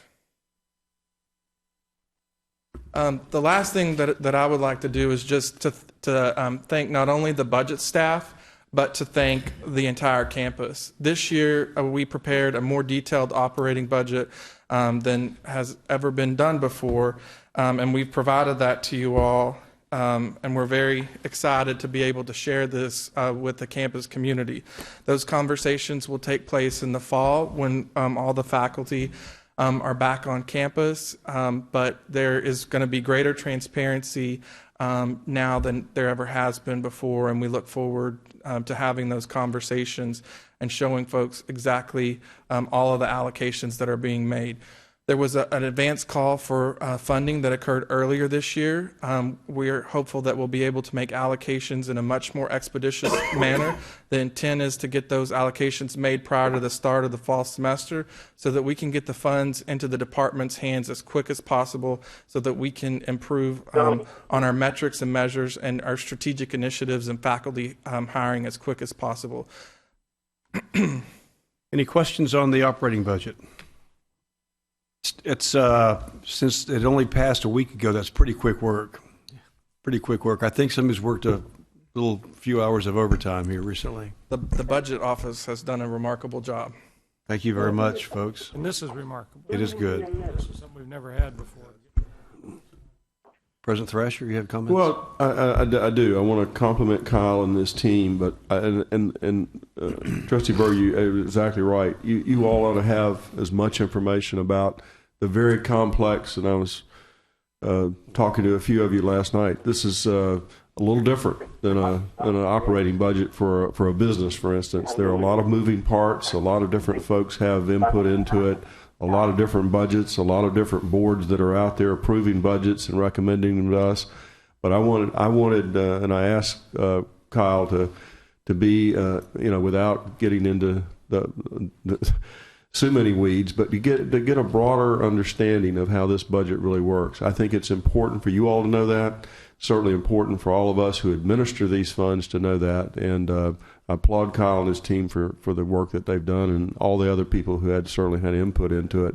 And if there are other ideas that you have about how to make it more transparent, certainly further explanations on any of it, we'll drill down and make sure you have that. I promise you that. I think if nothing else, one of the takeaways is the fact that 27.9% of our funding comes from that building up here, the legislature. So that's a big number. That's a big, big number. Okay, is there a motion to approve the 2015-2016 operating budget? I move Pantene. Pantene moves. Is there a second? Second. Tabarra seconds. Any questions? Any discussion? Any objections? Show the motion passes. The last thing I'll move to this really quick is just to give an update on finance and administration projects. All of our active major projects in the facilities area are on time and on or under budget. And you have all this information, so I'm going to move quick. We are implementing a mandatory criminal background check. We've worked on that for the past year. It's ready to go live. We're already piloting it. We have groups involved in it right now. We have been working actively with Florida A&M University on transitioning the College of Engineering budget over to Florida State University. That takes effect on July 1st. There are numerous people involved on both of our campuses involved in that project right now. We're making several enhancements to the payroll area. We historically have not allowed faculty members to be able to spread out their paycheck. Most of them have 9 months appointments, and one of the desires of faculty are to be able to spread those out over 12 months. That's something that we will begin doing immediately. We've been working with them, and we've been working on this with payroll and human resources, and that will be live for the fall semester. We've been working on collective bargaining. We've been doing a lot of work in dining enhancements, building the new dining hall, working with the boosters to do a joint ITN on the concessions for athletics and the university dining contract. The president talked about student financial aid and the changes that we made to get refunds to students earlier. We've done a tremendous amount of work on shared services. The state university system released a press release last week showing that $21 million has been saved since this started. In the fall semester, over $3.3 million of that was saved on our campus. And those dollars get to stay in the academic department that saves them. We have a new lab supply contract that has a significant savings for campus. Numerous process improvements. We have a new budget system, new budget reports. We've been very active in working with the Board of Governors on private partner partnerships. They're putting forth new guidelines that will drive the requirements and policies and rules associated with those. Carolyn Egan and Kathleen Daly have been helping us with that. The Convention Retail and Entertainment District has an ITN intent to negotiate out right now to hire a developer to help us with that project. We have a mixed-use retail development intent to negotiate out right now. The president talked about Panama City as well for a residence hall. Numerous procurement enhancements, lots of energy savings contracts that we're working on. We talked about today in facilities, space management. We are investing in additional enhancements to police recruiting so that we can go out and touch more police academies and be more involved in recruiting. A transportation master plan, coming up with a fleet management system to centralize more of our fleet and reduce the number of vehicles that we have.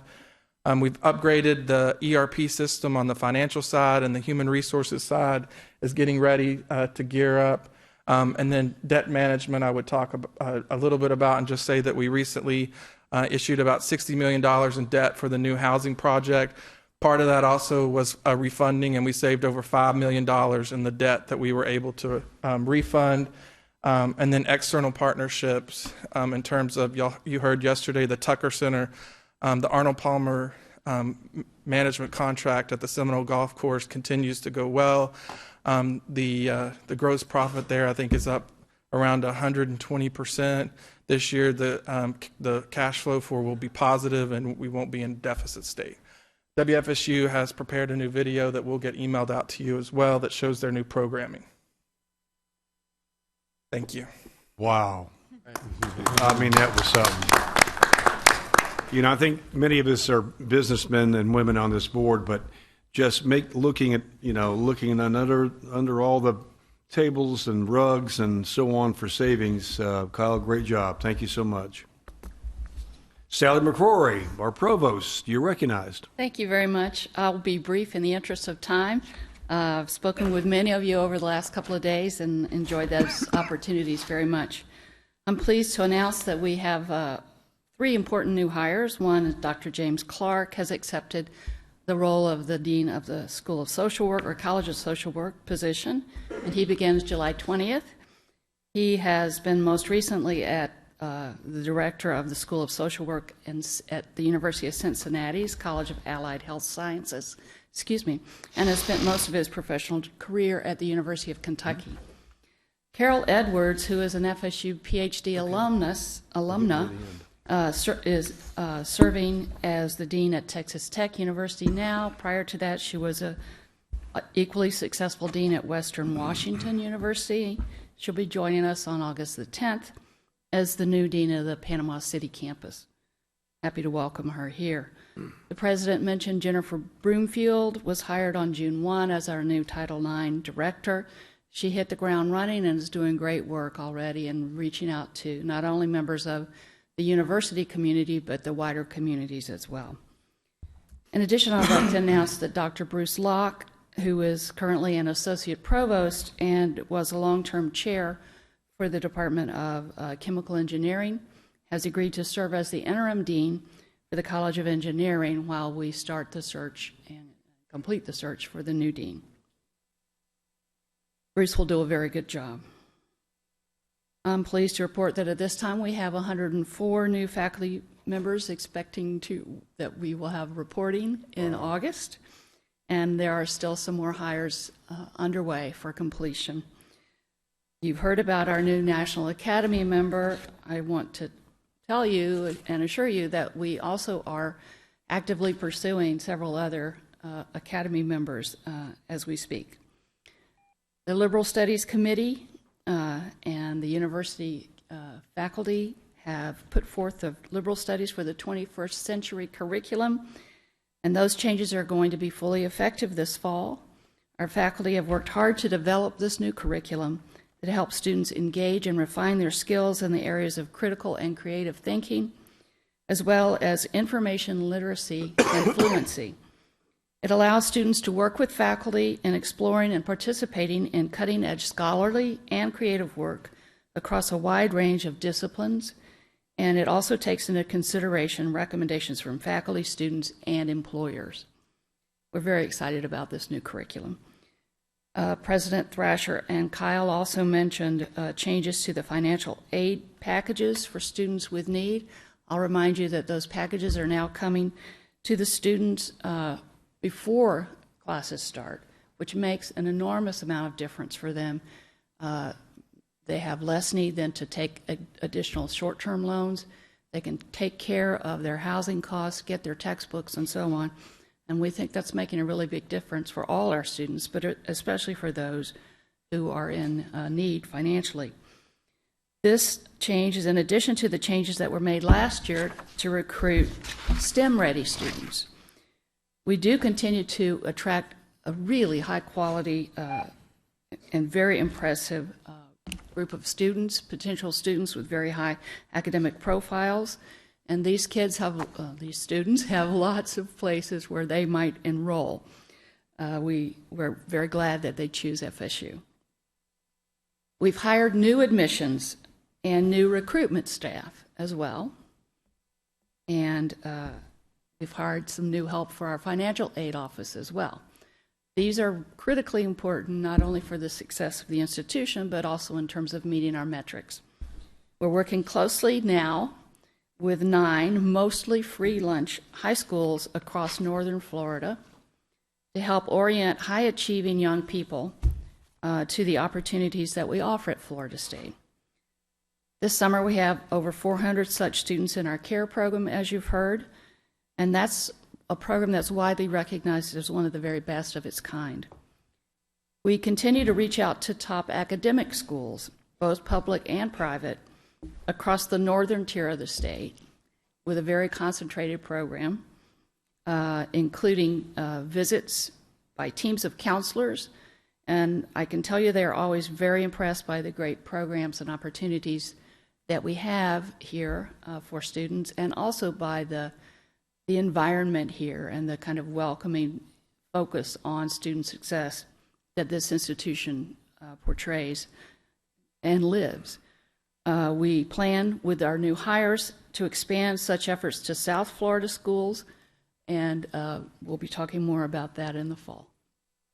We continue to look for ways to reduce costs to students and to increase retention and graduation rates. We've spent the last year implementing the Student Success Initiative. This identifies at-risk students and systemic barriers to degree completion. It also has a component that makes it much easier for advisors to communicate directly with students.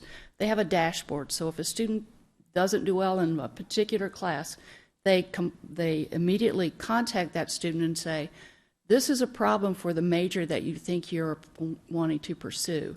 Let's talk about why you didn't do well and whether you need to change your thought about how you're going to go forward, which we think is going to really help people a lot. We are also in the process of purchasing a new course scheduling interface application that allows students to review multiple schedules side by side and compare options in real time when they're setting their registration for the next semester. It's like we all buy airline tickets now, the same kind of process. I've formed a task force to look at additional strategies to reduce time to degree. Our campaign advisors and faculty and administrators are teaming together to monitor and prevent excess hours. We're requiring students to take actions as soon as we note that they are not making the right progress toward graduation. A marketing campaign is being developed to encourage students to enroll in 15 hours each term. Trustee Duda, you'll like that. Data show that our students actually get better grades when they take 15 hours instead of 12 hours. They're focused. And with the hours that many now bring from AP or IP or dual enrollment courses, there's a great opportunity for those students to take 15 and to actually complete some graduate degrees, or at least start them within the 4-year period.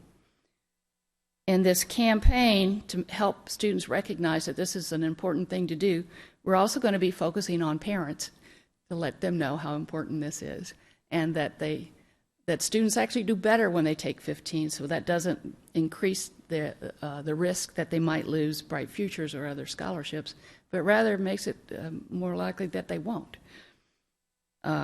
We're very proud that the number of our faculty awards is on the rise, and this will be seen in the upcoming TARU reports.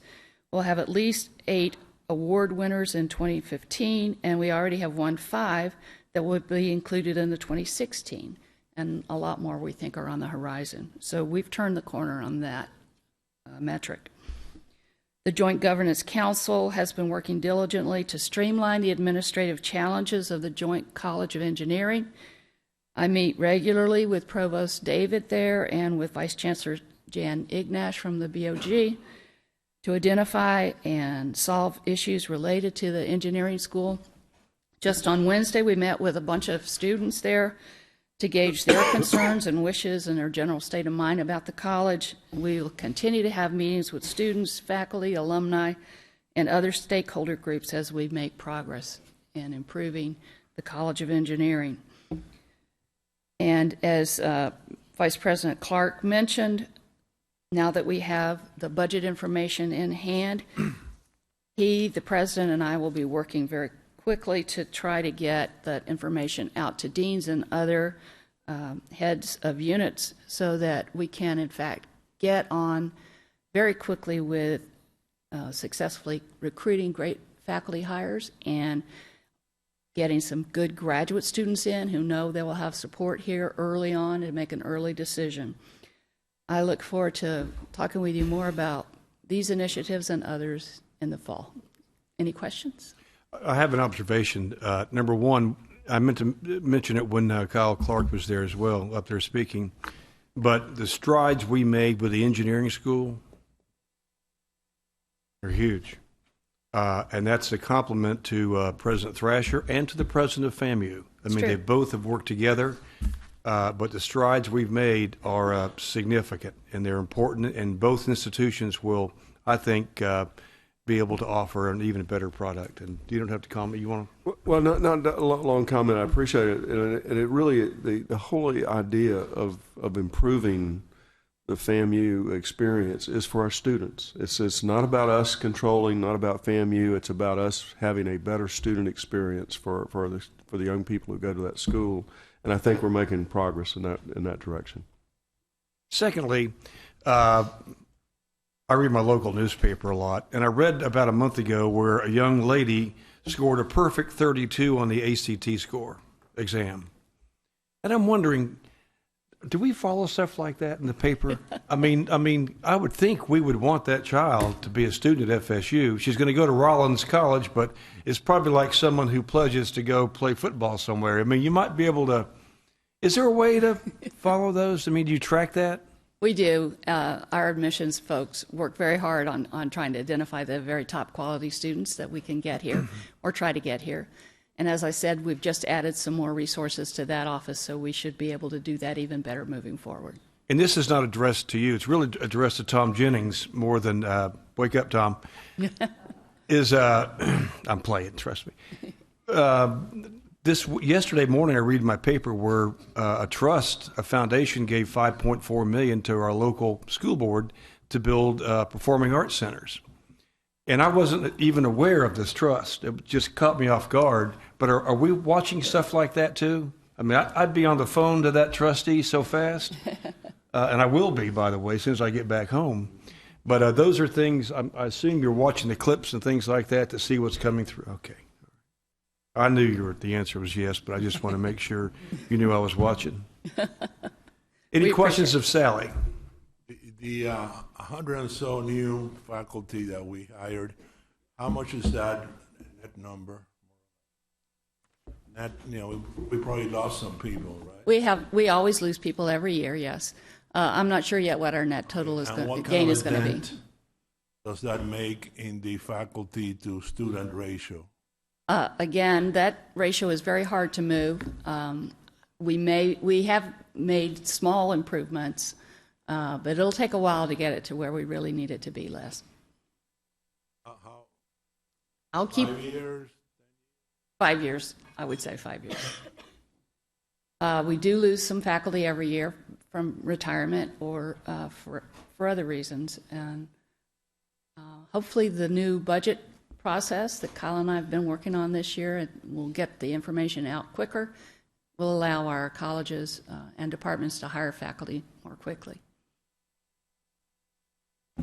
Any more questions?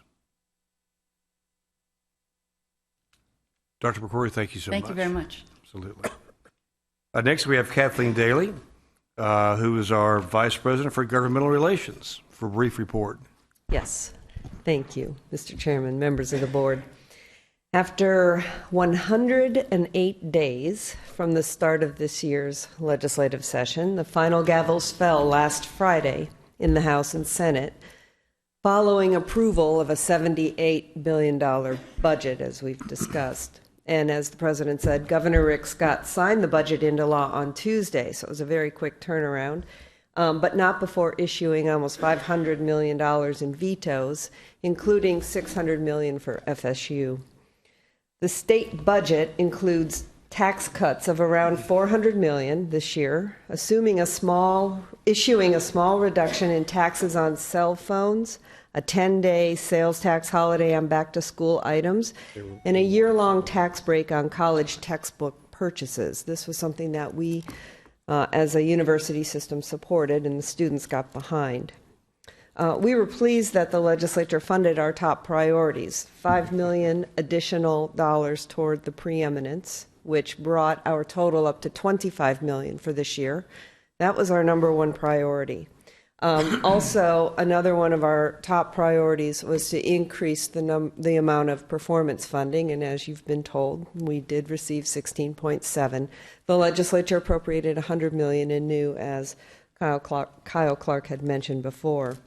And also of significance, which has been talked about ad nauseum, is the money for the EOAS building in a very difficult PICO environment. And remember, PICO is public education capital outlay, and you all have talked about how on the House wanted to bond the trust fund money to increase the amount available to be appropriated out. The Senate did not.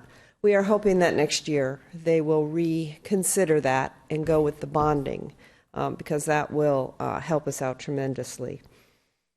We received several other specific budget appropriations, including $250,000 in recurring funds for the planning of an Institute for Charter School Research here at FSU, and $463,500 to continue an initiative to provide high-quality integrated medical care to pediatric patients at our FSU College of Medicine clinical training site in Immokalee, Florida.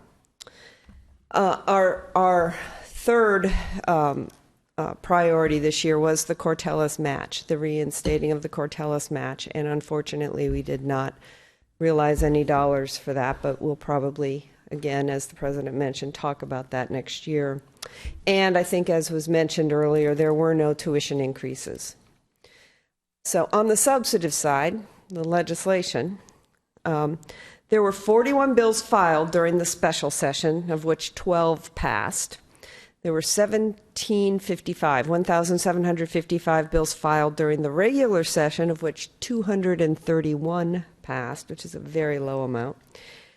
My office tracked 478 of those bills, and 57 of those passed. So we were busy. But the important bills that passed for us really passed during the special session: the budget, the implementing, and the tax break package. Of greater interest, really, were those bills during the regular session that did not pass, and I'm going to just mention a few of them quickly.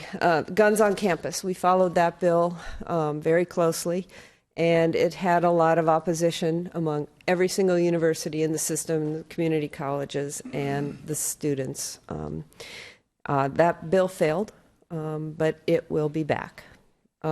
College affordability was a big bill that we watched during the regular session. It had a lot of components to it, including the codification of the performance metrics that the BOG goes by right now. That did not pass, but what happened is some of those measures were put into the implementing bill during the special session. The implementing bill is good for 1 year, where a statute is good for as long as it can hold. We suspect that issue will come back again. Public-private partnership, I think Kyle touched on that. There were two bills that would have allowed the codifying guidelines for universities to collaborate with private partners when building facilities. That didn't pass, but the BOG is working on a regulation that we all have been involved with, so we will have some sort of regulation in place probably very soon on that. Another bill that had been filed for the last 2 years was public record exemption for applicants for president and other administrative positions at universities and colleges, and that bill failed again this year. So minutes after lawmakers concluded the 2015 special session, the Speaker and Senate President released the 2016 interim committee schedule. So I'll take my 2 days off, Mr. Chairman, and then I'll suit back up.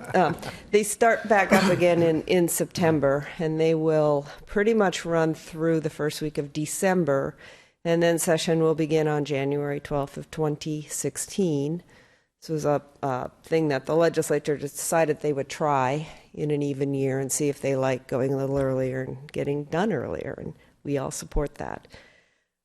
So we will begin discussions on our priorities for the 2016 session very, very soon. I hope maybe within the next month, and bring those to you very soon. I think you all should have received either via email or maybe in front of you my legislator, the final legislator. So all the bills that we really were watching are in there, and any other budget items. There's a quick budget guide in there that outlines every single budget thing we were watching.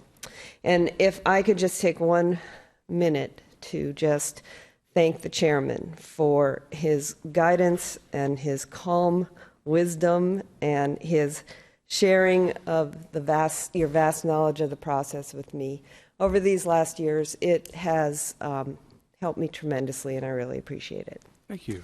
And that is my report. Any questions?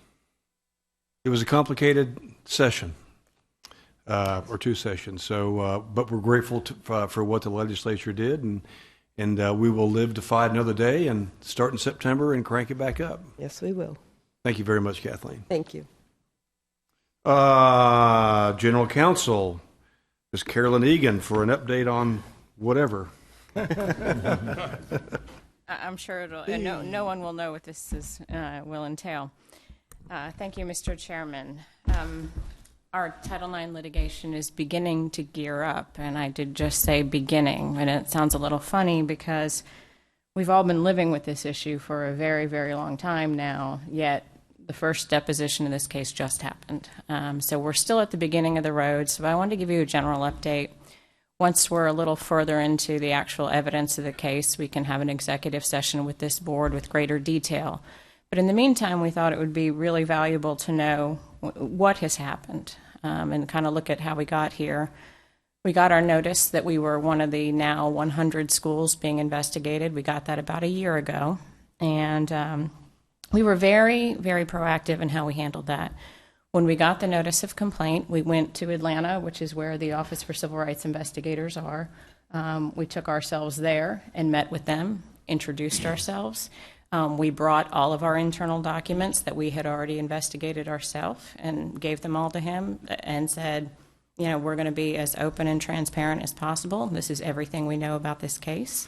This is why we don't think we did anything wrong, and we welcome you to do whatever inquiry you want. Since that time, there have been interviews. We've given them thousands and thousands of pages of documents.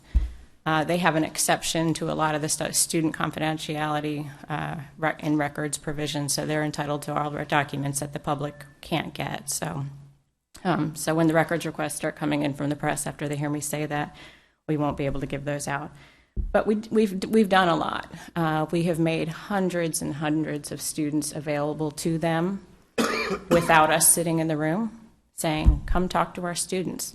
Let our FSU students tell you how they feel about our campus, about our climate, about safety on campus, about our police services, about our victim advocate, about our student affairs personnel who deal with these cases time and time again. So they have, at this point, met with hundreds of our students.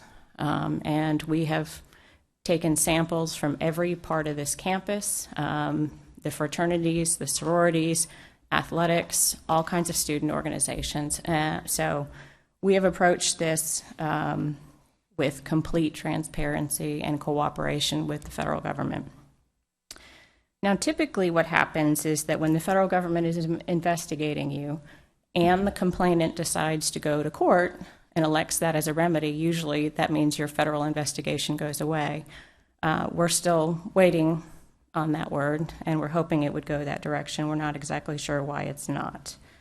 So as you know from the newspapers, a suit was filed against FSU by Erica Kinsman in federal court in Orlando. This case had no relationship to Orlando. There was no reason really for it to be in Orlando. It would be very, very expensive for us to defend a case in Orlando. All the evidence is here. All the witnesses are here. There's just no connection to where it was other than convenience of the plaintiff.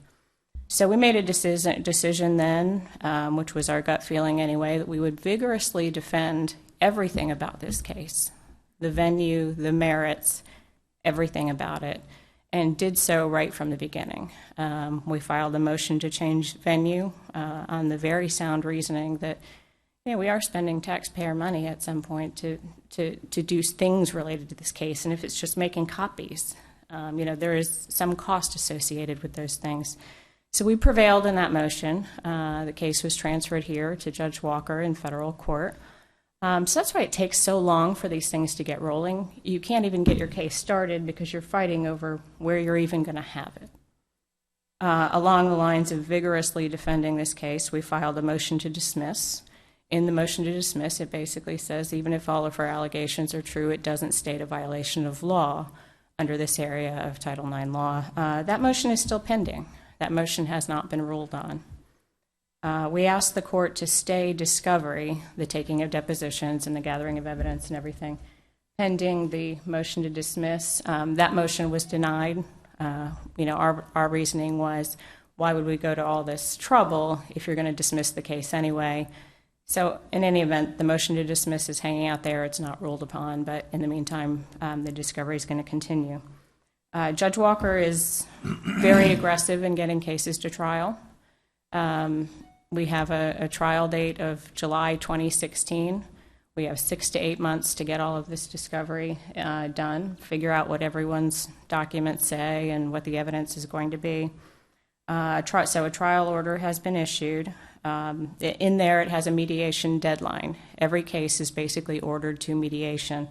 Judge Walker has an additional part in his trial order that says that you must confer and talk about an early mediation. I'm giving you a deadline, but I'm telling you that you should do it earlier than that. So we are indeed complying with the judge's order and having all of the conversations with our opposing counsel that we're supposed to be having. In the meantime, there's this whole other background set of noise going on in that Erica Kinsman has also sued Jameis Winston. And she has also sued Jameis Winston in Orlando, but in state court. Mr. Winston did remove that case from state court to federal court. There still exists some question about whether federal court is proper. That doesn't have much to do with us. But if he does move to federal court, he also wants to move to Tallahassee, which means that our federal judge here in Tallahassee will have to decide if these two cases are related or whether they should proceed separately. That's sort of down the road. It's not really in front of us as they still fight in Orlando about what should happen and shouldn't happen. I will tell you that the president has been very, very engaged, and while on first meeting he promised me he wouldn't practice law and second guess, and he has not once. But what's helpful is to have someone who catches on to the issues and has the analytical skills that when we have to talk about these very difficult and complex issues, even though this is not something he's had firsthand knowledge of in the past, it's very easy to talk through the issues and talk about strategy. So there's been lots of attention spent on this. So that's where we stand now. I probably can't answer a lot of questions. There's probably still a lot of things we don't know since we're at the beginning of the discovery. I think as we get a little more down the road, we'll have an executive session where we can talk more openly about the facts as we know them and as they develop in a few months. So I think that's kind of all I wanted to say about that, unless anybody had any other particular questions. Is this a trial in front of a judge or a jury? This is a jury trial in federal court. Any more questions? We do have other legal matters, believe it or not. We do. Well, look, when your budget's $1.6 billion, if you've got 42,000 students, you're going to have issues. Well, we're going to have issues. Well, something that you understand as business owners and employers and landowners is that you get sued for premises liability, you get sued for your employee matters and things, and it's our facility staff that help keep those numbers low, and it's our HR staff who help keep those numbers low, and we manage all of those very well, I think. And just so you trustees know, I visit with her on a semi-regular basis on issues, and if I thought there was some out there that there was a smoking gun or a real problem, but this is the one, the case she talked about as priority, and I'm sure that President Thrasher is doing the same thing.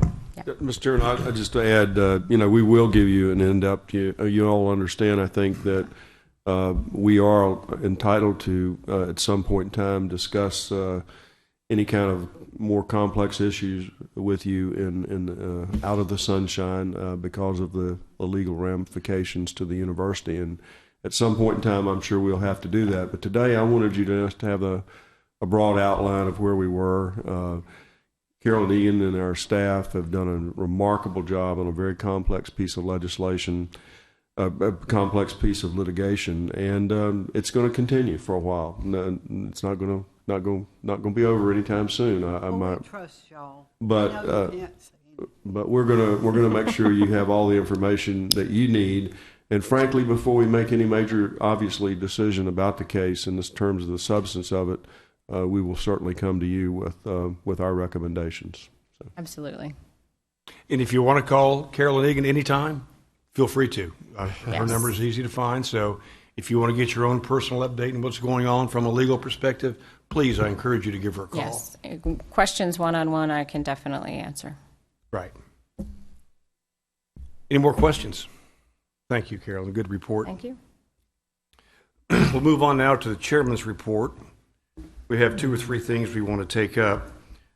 First of all, one which will require some action. We have before us an ambitious list of expectations for President Thrasher for his first year in office. These criteria will eventually be used to judge his performance for the first year as president. Trustee Gruters, you're recognized to discuss the proposed evaluation criteria. Thank you, Chairman, and thank you for the opportunity to try to put some of this together. We had several conference calls over the last several months to discuss this, and with David Coburn and Kyle Clark helping put together a list of, I guess, some of our peer colleges and some of the criteria that they've used in their evaluations. And so as a result of that, I think David Coburn is going to give us a general update on exactly the processes that we discussed through the call and some of the criteria that we're going to hopefully use to evaluate the President Thrasher. You're going to hand that football off, huh? Yes. David, you're recognized. Good afternoon. As the chairman mentioned, the committee met twice, once in mid-April, once in early May. Just as a reminder, the committee, Chairman Gruters, Trustee Duda, Trustee Fiorito, and Trustee Tabarez. As he said, Kyle and I staffed it. We began by reviewing a number of things. Some of your comments that you made about your expectations when you hired the president. We looked at what's happened since and further comments that you have made about your expectations since then. We looked at the performance criteria for former presidents, Wetherill and Barron, and as the chairman mentioned, Kyle went and looked at criteria that are used for some of the other presidents in the system. We also talked to the president himself about his major goals. After having done that, we went into the meeting in April with some concepts and ideas. We had a very good discussion, got a lot of feedback, and Kyle and I left that and went out and drafted some proposed performance criteria for the committee to consider. We sent those out to them, and then we went back in May and had further discussion. And with a few minor adjustments, those proposed criteria were accepted by the committee tentatively, and subject to me receiving further feedback from the members of the committee after the meeting ended and they had time to think about it. We went ahead and scheduled a third meeting, but after reflection, the committee members all told me they were fine with where we were, so we canceled that third meeting, and this is the product that you have in front of you today. These performance criteria address the primary responsibilities of the president of this university, and they also reflect the major initial goals that the president had in his first year. They pretty much are self-explanatory, and those of you who have been on the board for a while will certainly recognize many of them. Moving forward, after the criteria are approved by this board in some form, the process will look something like this. Late summer, early fall, you will receive, each of you from the president, a detailed report. And he will go through each of these criteria and discuss them and give you information about how we have addressed those and progress that have been made on each one of them over the course of the year. I will then send you a matrix, and you will be asked to evaluate the president on each one of the criteria. When I get your responses back, I will compile those, put together a report for the chairman, and you will use that when you formally conclude your evaluation process in the fall. So, Mr. Chairman, I'll take questions. Members, Trustee Hillis, you're recognized. Yeah. I looked at this. It looks great. I had two things that I would suggest maybe be added to this. One would be to continue to promote increases in grants and contracts. I did not see that addressed in here, which is 14% of our budget, and something that we've reached a threshold. The largest amount we got last year, I think Gary told us, was $230 million. And the other, an area where I think we need to improve would be continues to develop public and private partnerships. That's key to, I think our success as far as generating revenues and having partners to help us do a number of things. Trustee Hillis, if I could comment, I think you've got a great point on the promote increase in grants and contracts. Trustee Hillis, Gruters, that's your world. Does anybody have any objections to adding that, Mr. President? I have a question on the timing. This says 14-15, and he's got 4 days to do all this stuff. So how is this something? And we're doing this also for next year, or how the hell does the timing work on this damn thing? Well, we got behind for a number of reasons, yes, as you well know. And so essentially we're going to evaluate him based on what's been going on since he became president. Okay. And the vision on these is that they are not set in stone, that once we finish this evaluation cycle, we'll go back and look at them and make adjustments as we move forward. But should we adopt this 2014, 2015, and 2015, 2016? So he has an idea what the heck we want from him. That's up to you. I Okay. think that he would probably find that acceptable if the committee did. It's common sense. No. I think it's a good idea, and what I also think we should do is, as a very final question on there, is have some type of. I know we've had open comments in the past, but maybe if anybody has any suggestions for any type of additional criteria that we want to add that the committee can consider between now and the next time we put this together. I should have mentioned that, Mr. Chairman. When we send that rating matrix out, there will be inquiry about other suggestions and comments on there.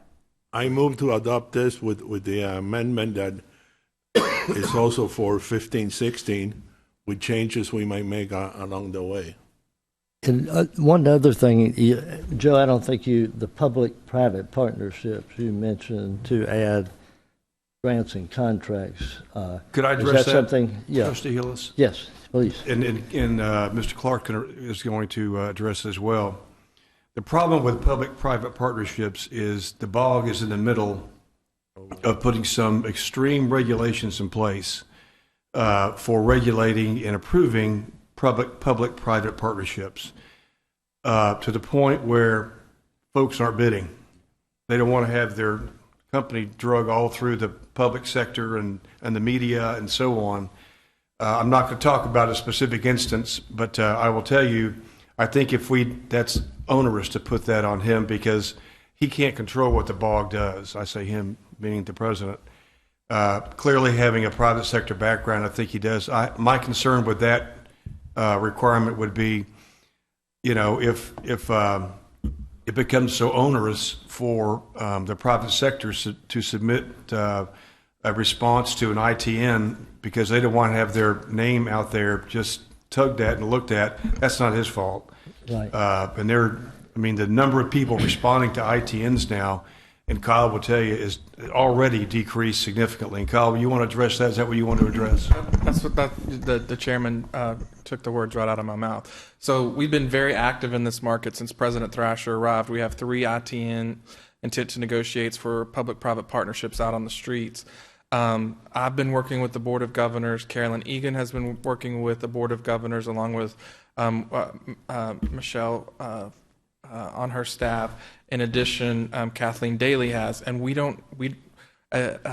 at this point in time, we don't have direction or confirmed direction. We have an idea of when we think the Board of Governors may approve those guidelines, but even then, we've heard from some folks that I don't know how active they'll be in the Florida marketplace. That's some of the feedback that we've received. Yeah. Well, based on what you just told me, which I was unaware of, I'll just retract that, and if something changes for the good, we can look at it in the future. So the motion. Good intent, great idea. Chair, before we get down the motion line too far, if this is going to go 15, 16, I think we should include the strategic plan. I would Whatever the suggest chairman wants. including the strategic plan and their adoption of a strategic plan in this next year. It's in there. Go through 15, That's number 16. 7, Mr. Chair. There we go. I don't quite read that the same, but I think it's fine. If that's what that's intended to do, I think that's fine.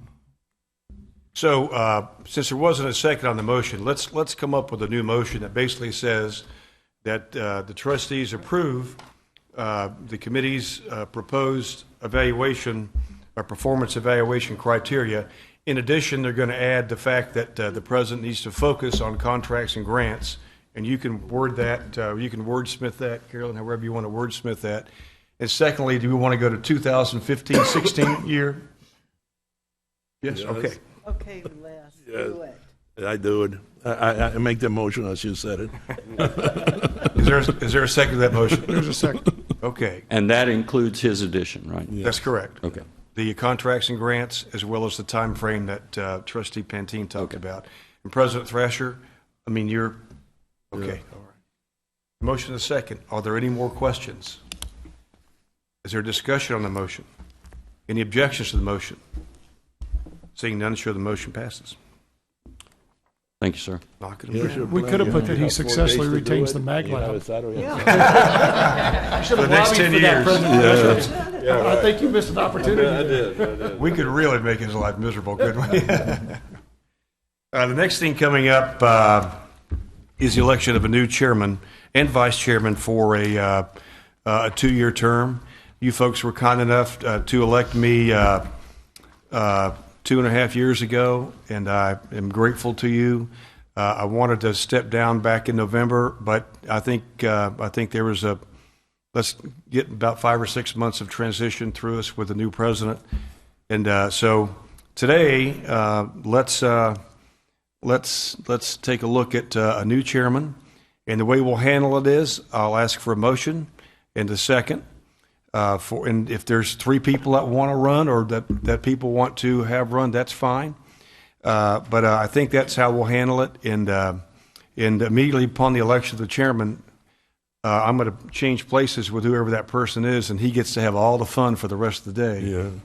So having said that, is there a motion to nominate someone to be chairman of the Board of Trustees at FSU? Alan, I'd like to nominate.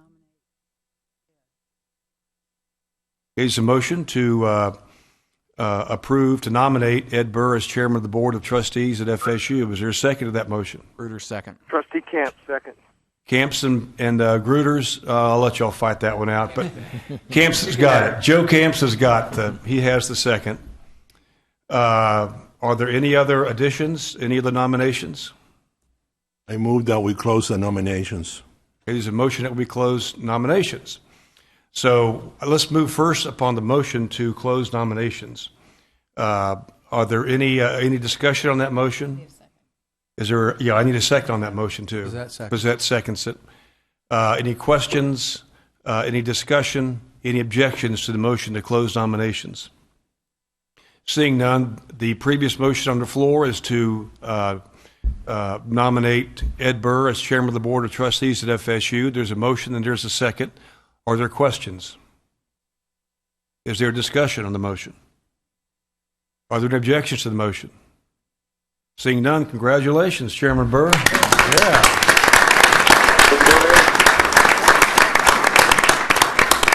Let's swap, buddy. You're in the hot seat. I'll just take the faux gavel. We don't have to really swap. Okay, all right. Where is the gavel? Anyway, I don't think there really is one. There's no real gavel, but Well, certainly I appreciate that.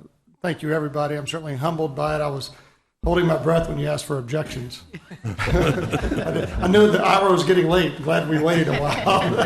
Just at least be brief and do that. But thank you very much. I'm certainly humbled, and I will not be able to fill the shoes that are left by Alan, but certainly aspire to do the best I can to come as close to his leadership as I can as we go through the next few years.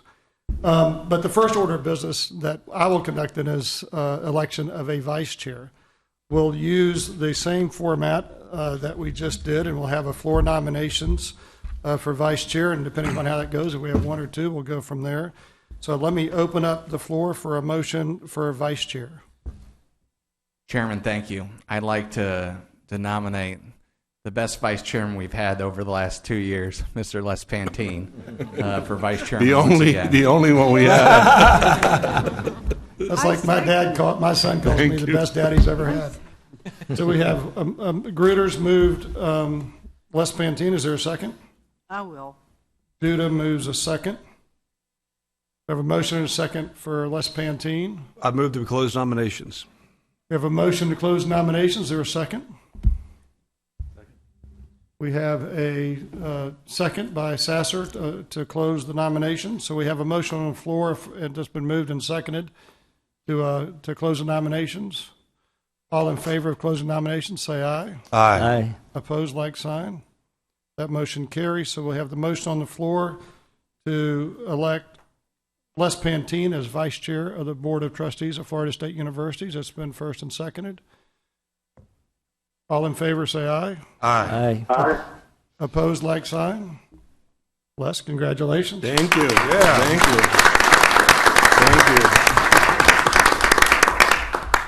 you. Any words, Les, before- It'll be fun working with you. Well, I look forward to working with you, and thank you for that opportunity. We're going to have open forum as we conclude the meeting. It's been a long day, I know that, but I want to at least open for any discussion or any comments anyone might have or want to share with the group. We talked extensively about Chair Benz last night and his great leadership skills. And We should put it in the record again, the great job he did and the circumstances he had to overcome. And we're glad he overcame those circumstances and is here and did a great job for all of us. I think that's well put, Les, and I think that in that vein, and I'll take just a minute, we really have been through a lot of challenges the last 18 to 24 months. Some of them will still be with us, that, as Carolyn Egan talked about. But as we sat there and talked about the strategic planning process yesterday and heard the discussion at this workshop by this board, we have great challenges ahead, but great opportunities ahead for Florida State University. It gives us a chance to really start planning for the future. And I certainly look forward to serving as your chairman. And with that, we will stand adjourned. Oh, good. And I can tell. Thank you. Oh, thank you. Yeah, good. Time for new leaders.